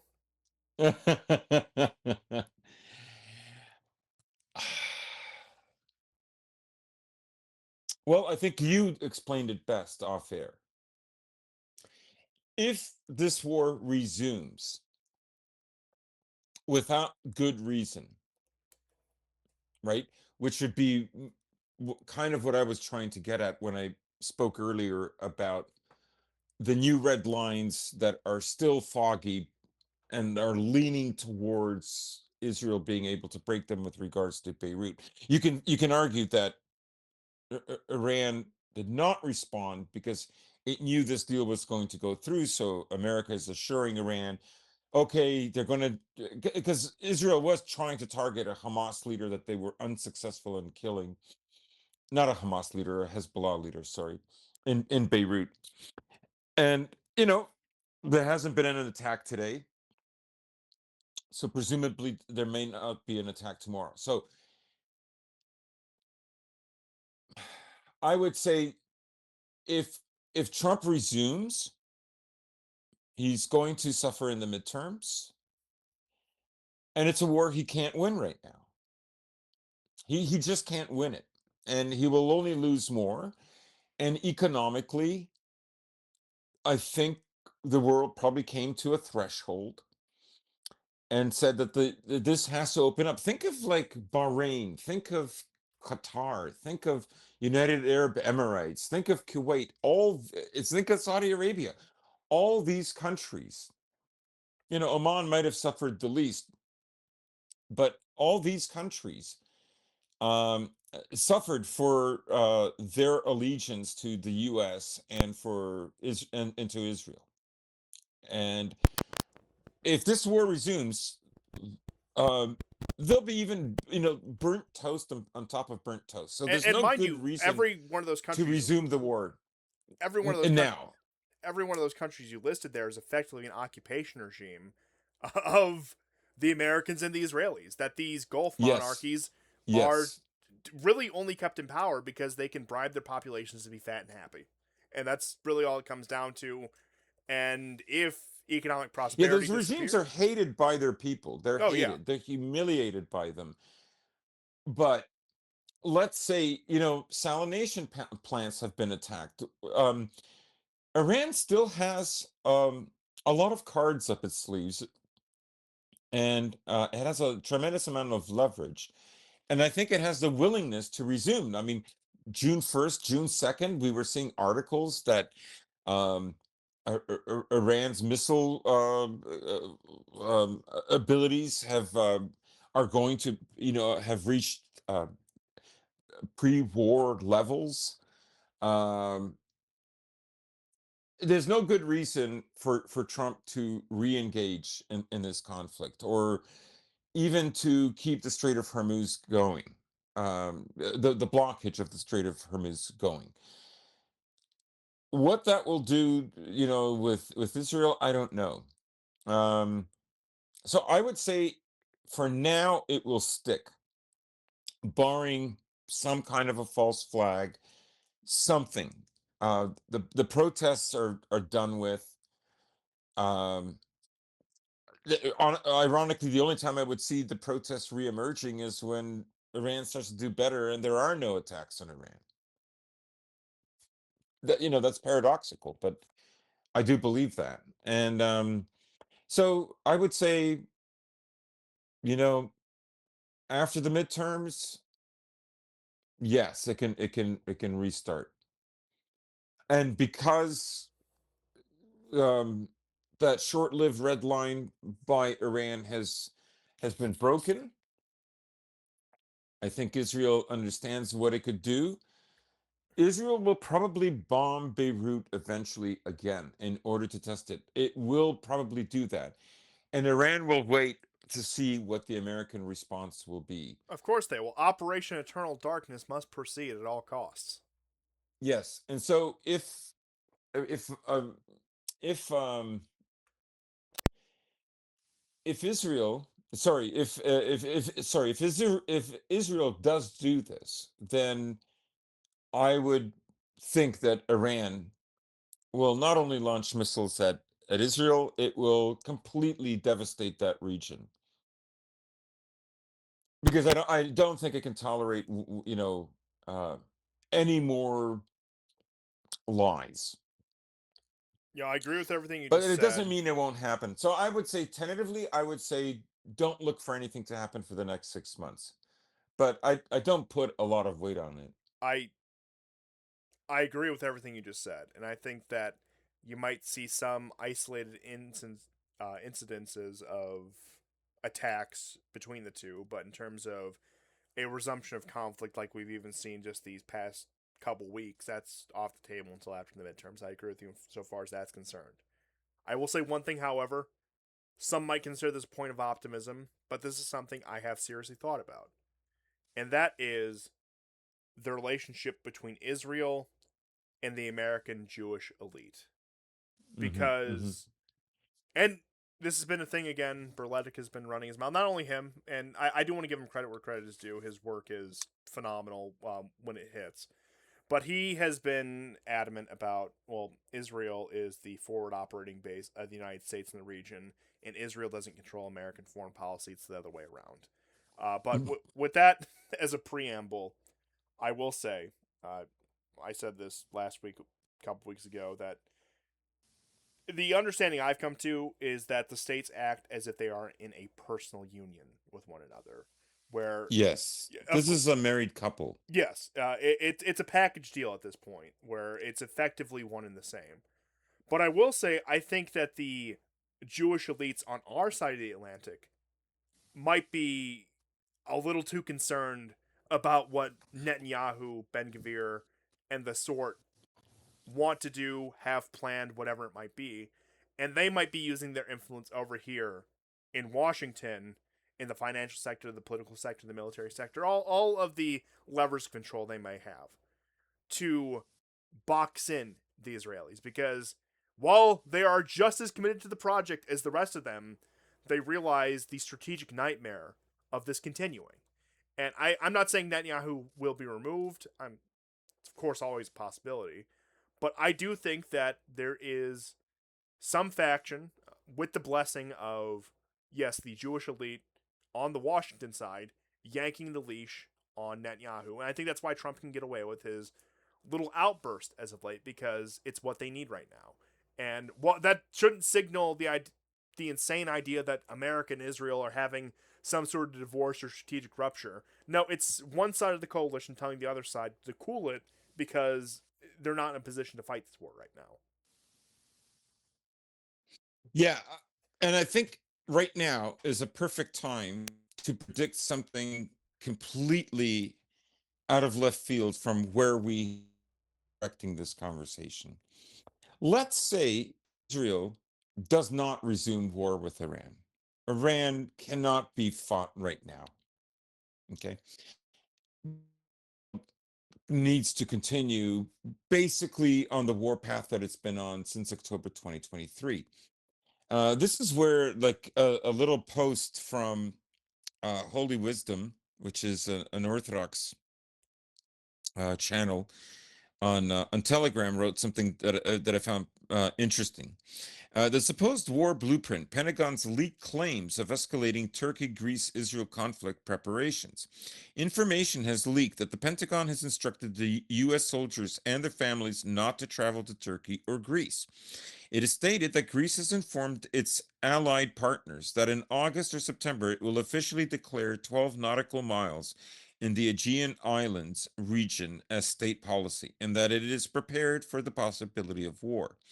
There is information that behind the scenes in Israel, diplomacy, the Greek Cypriot administration, France, and Greece may take a decision for war against Turkey. Remember, we've mentioned that on the show several times this entire year, particularly in the spring, in the late spring, that we're just basically repeating Gavir and all these other Israeli shitheads, that now they must go to war with Turkey. And Turkey in Pollard, of course, on the last show we touched upon him uh, because he's featured even more in Israeli media. That but they'll have to fight Egypt and Turkey, according to him. Anyhow, um, it is emphasized that Israel may carry out missile attacks on Turkey, targeting energy and infrastructure, and that it would use various forms of technological and logistical support to cripple the Turkish Air Force. It is being shared that Greece, by entering the war, would gain territory in western Turkey, and through extraordinary logistical support, has reached an agreement with Israel regarding the annexation of the Turkish Republic of North Cyprus. It is claimed that the United States, without entering the war directly, would provide military and intelligence support to Israel, the shocker, while France would intervene in favor of Greece and take a direct position as a party to the conflict. This information that the U.S. Navy has made logistical preparations in the Mediterranean region to directly support the Greek Cypriot side. It is also claimed that the whole of Cyprus would come under Greek Cypriot control and that the PKK would be activated with a Kurdish state being established in Syria, supported directly with ammunition by Israel and France. It is suggested that the United States and France have entered into a dirty game to transfer sovereignty rights in the Aegean Islands region to Greece against Turkey. Now, this part is very interesting because it will split whatever goodwill there is between uh, Russia and Greece, both being essentially Orthodox nations. Um, and of course, this, we've again talked about it in previous episodes of, the prediction that Erdogan will lose power this year, perhaps even die in June or July of this year. Again, we'll see. I have personal doubts, but Yeah. I could be proven wrong, and things will get very, very interesting Yes, but if I am. with what you're saying about prophecy, that's one of those things where yes, these are the words of the saints, but these need to be read very, very, very, very carefully. Very carefully and understand that they're not dogmatic truths of the church. Um, and even some of the saints who've made prophecies understand that sometimes they're more of a warning of how things could potentially go if things don't change direction. In any case, um, it appears that relevant Pentagon offices have sent notices to their departments stating that many travel plans to Turkey and Greece for August, September, and October have been canceled. I mean, Israel has made it no secret that they do think they have to take out Turkey. Part of that could be because I I honestly don't know, except, empowering the Kurds would be good for Israel. Um, Greece is making a pact with the devil. I'm glad you said Uh, that because you are building the foundation of my rant. Please continue. yes, yeah, Greece is making a pact with the devil. It is trying to reverse what has happened. Uh, of course, as an Orthodox, I am sad that they lost Cyprus, but this way of getting it back again, it's Magic America can provide all, you can make all your dreams come true. And if you just follow this or do that, if you just sell more property rights to Jews in your islands, you can get this one over on the Turks. But it would split them because, of course, the moment if this war breaks out, the moment that it does, Russia and Turkey would come to a very good understanding between each other. And whatever aid Turkey has provided to Ukraine would dry up. It would also be another example of how Israel will always have for America preference over any other conflict anywhere. I Yeah. think, we've also talked in years past, even during COVID or before COVID, when the war in Libya was still kind of hot. Um, that there's all these oil fields. People know that part of the reason Israel wants control of Gaza is to get sea rights, this extension of nautical miles by a certain degree will be altered if they take the northern part of Gaza, and then those oil fields will be theirs. We know about the conflict of the oil fields and the waters of southern Cyprus. This is a conflict that goes back to at least 2021 between, in a diplomatic conflict. I should underline between Greece and Turkey, and so there's a very strong possibility for this war, right? Um, I have no doubt. Now, Turkey often makes all kinds of statements about Israel, but it still trades with Israel. Like, I wouldn't take that stuff seriously, but it has to talk like that from time to time in order for its population um, to still back Erdogan and Yes, basically back the notion of Turkey as being, the legitimate protector of Sunni Muslims. And when I was in Turkey 2.5 years ago, I stumbled upon a Palestinian protest and celebration near the Hagia Sophia, and big crowds and everything. Um, so I understand how important this is, and they probably too have a sense of frustration that Turkey couldn't do more. And maybe they have an understanding that if the Kemalists came in, and this could be it, the war with Turkey could trigger the Kemalists coming in and Erdogan going out. very well could If be. Israel devastates Turkey, that could be a way for them to stop the war. And there would be a lot of diplomatic pressure on Turkey to do this. What could Iran conceivably do? What could China do? What could Russia do? Russia could do probably more than any of them, but now it would Turkey would be much more alone than any country that's seen warfare, let's say, in the last 3 years.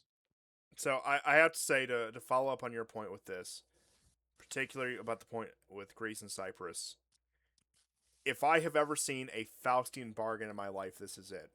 And I will Yep, continue. I will continue to say, you have these Greeks, you have these Cypriots who have every legitimate reason to hate Turkey. They have my full sympathy in that regard. But this war, provoked by the Israelis, will not be to your benefit. You think you can push east. You think you can reclaim your great cities, which I, once again, fully understand the desire to do so. Let's just be honest. The Israelis would drop a missile on the Hagia Sophia before you could turn it back into a church. No doubt about that. No, absolutely. not a single shred of doubt in my mind. You cannot forget that this nation, it has a pathological hatred of Christians. And while it's no fan of Muslims, I would say its hatred of Muslims is a bit more incidental than its hatred of Christians. But that is getting into the weeds of a point I'm not trying to make right here. The question of Cyprus, you have every right and you are completely justified in wanting the unification of that island and the end of the Turkish occupation. I've been there. I saw what the Turkish occupation did to the formerly Christian cities in northern Cyprus just earlier this year.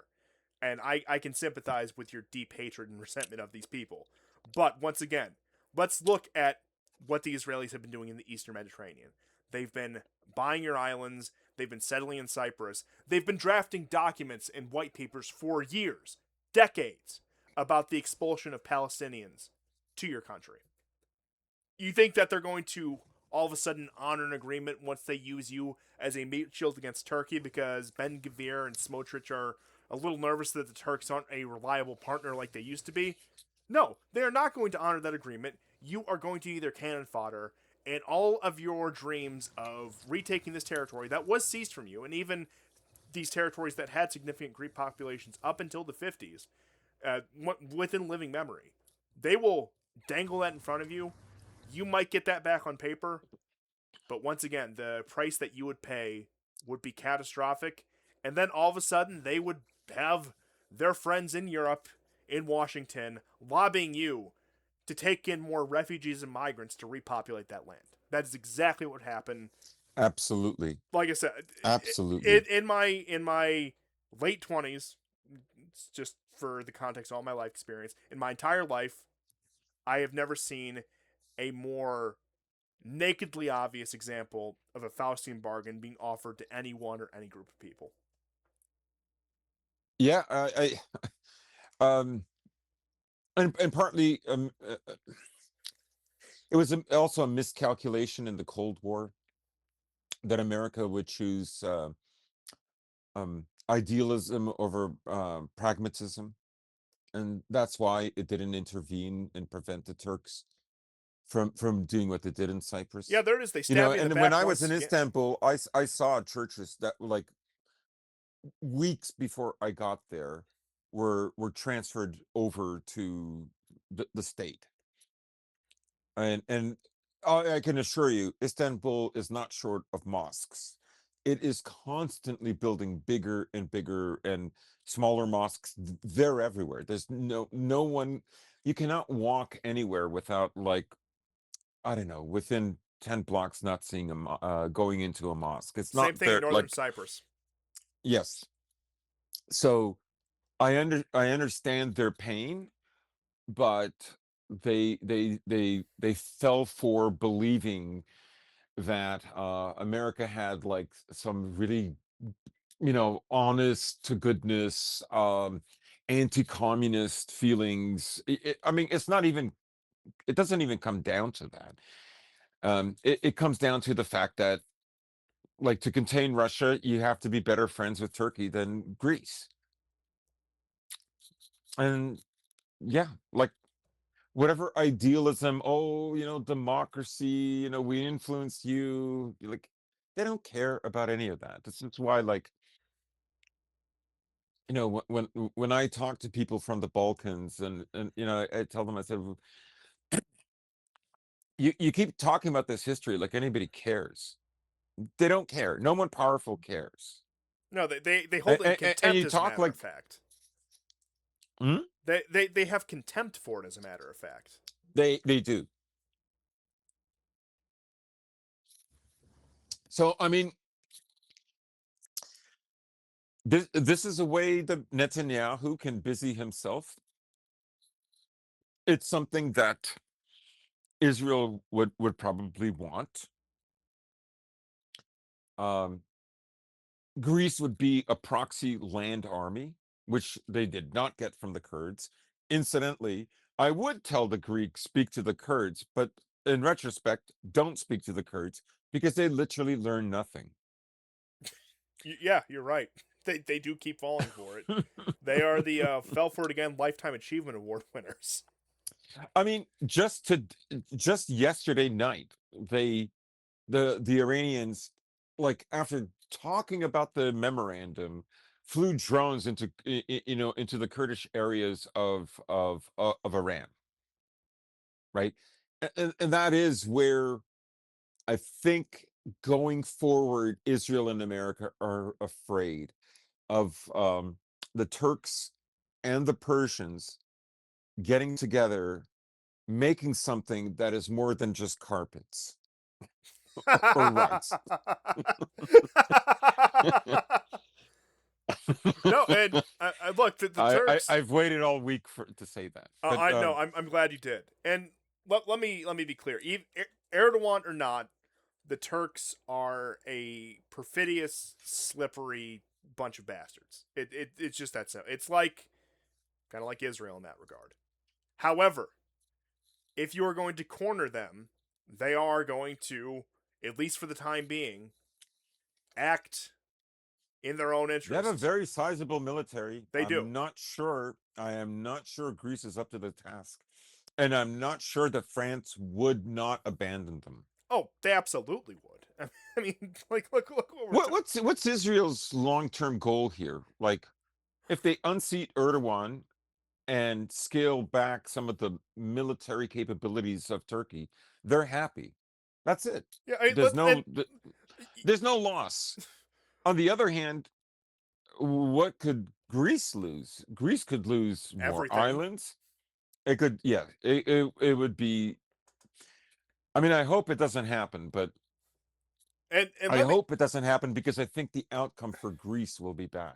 let me just put it this way, because you brought up the French, and I know that the French have had their machinations in the Eastern Mediterranean for these past couple years here under Macron. Yeah. But you have to keep in mind, historically, along with the British, they were one of the primary powers that kept the decrepit Ottoman Empire on life support, that kept the Ottoman subjugation of the Balkans going on decades longer than it needed to be, because they wanted Yes. to box in the Russians. And Well, a century longer. yes, And a we century don't longer. forget that.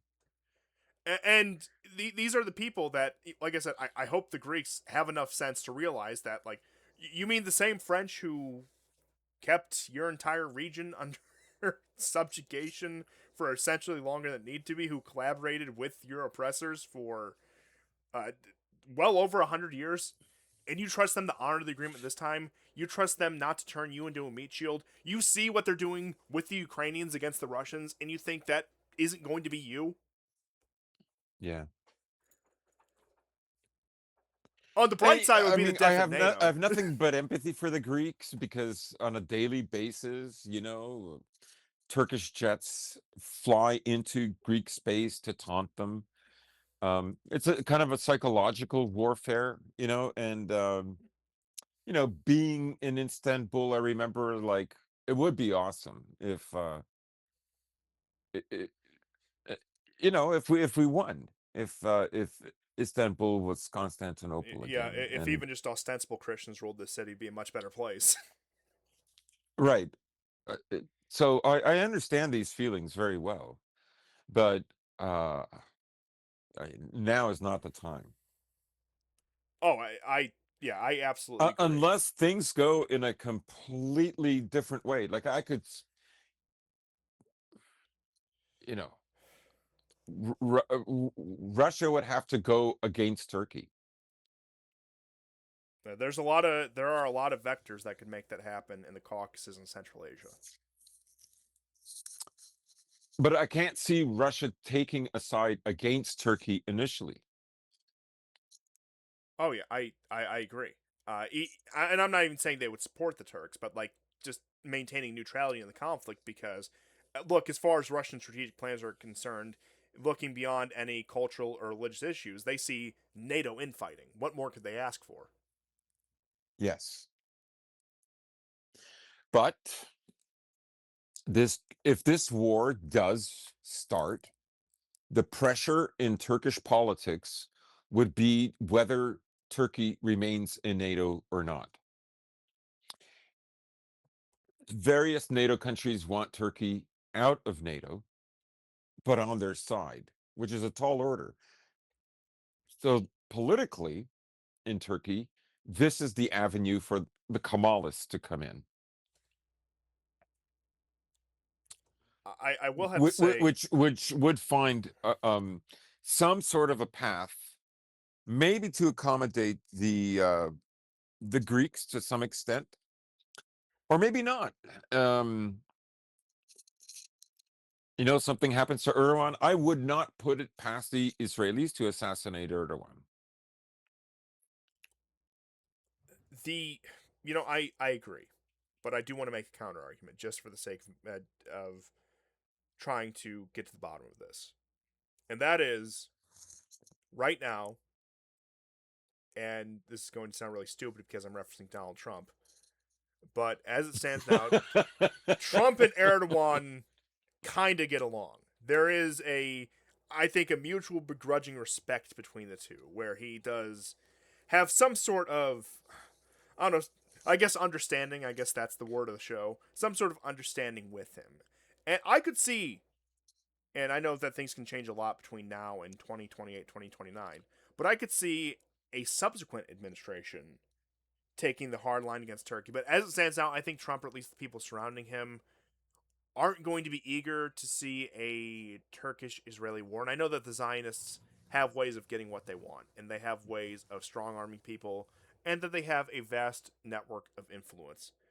But even Would that, this be a smaller ask from America than Iran? I would say yes, really, but it's not much smaller.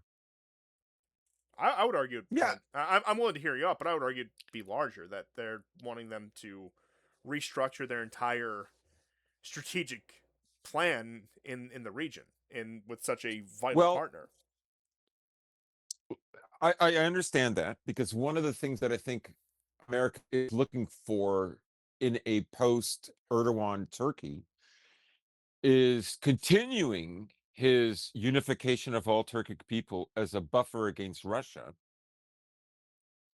and expanding trade with China, say vis-a-vis Kazakhstan, Azerbaijan, the Caspian Sea, etc.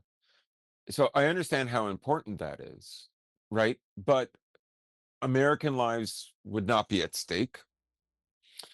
Munitions would be supplied to Israel.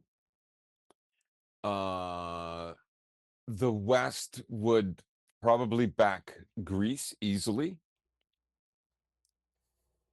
It depends on how long this war and what its aims are. Again, I think they want a regime change in Turkey more than to destroy Turkey.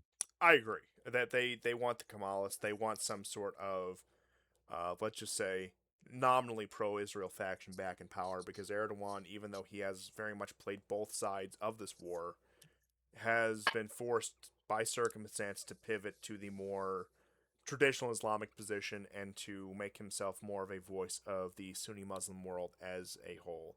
And that they want some secularist in the image of Ataturk up there to guide Turkey back to an enlightened liberal democracy, et cetera, et cetera, et cetera position that turns a blind eye to all of Israel's deranged actions. Mm-mm. And I agree that that very well is a possibility, in that, of course, Erdogan, like any other person, especially in that level of power, uh, is not guaranteed to continue on either politically or literally, and that there could be, in the next month or so, a real attempt against him. It could succeed, it could fail, but especially with how much somebody like Ben Gvir runs his mouth, these things are real possibilities. I'm not saying they're certainties. I'm not saying that anything is set in stone, but these are very real flashpoints. I would say on par with, say, the flashpoints with Kaliningrad, the Baltic, and Belarus, and if we're talking about a European theater. Hmm. But my ultimate point there is there are many, many, many flashpoints that can really set off a major conflict that, even though it wouldn't be in that region, even though it wouldn't be directly targeting Israel's enemies, would still be of benefit to the wider American empire. And we could see these kind of things trigger simultaneously. Sometimes events cascade from one another, even seemingly unrelated events. So it is a very, very volatile situation right now, across that entire belt right there, down from the Baltic to the Black Sea.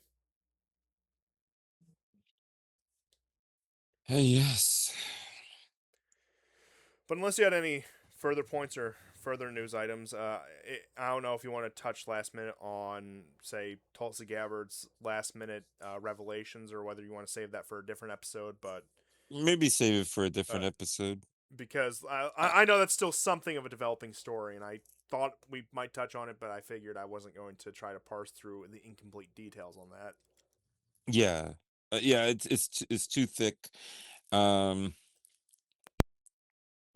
the only other news is I forgot to mention that a Ukrainian jet fighter was shot down, and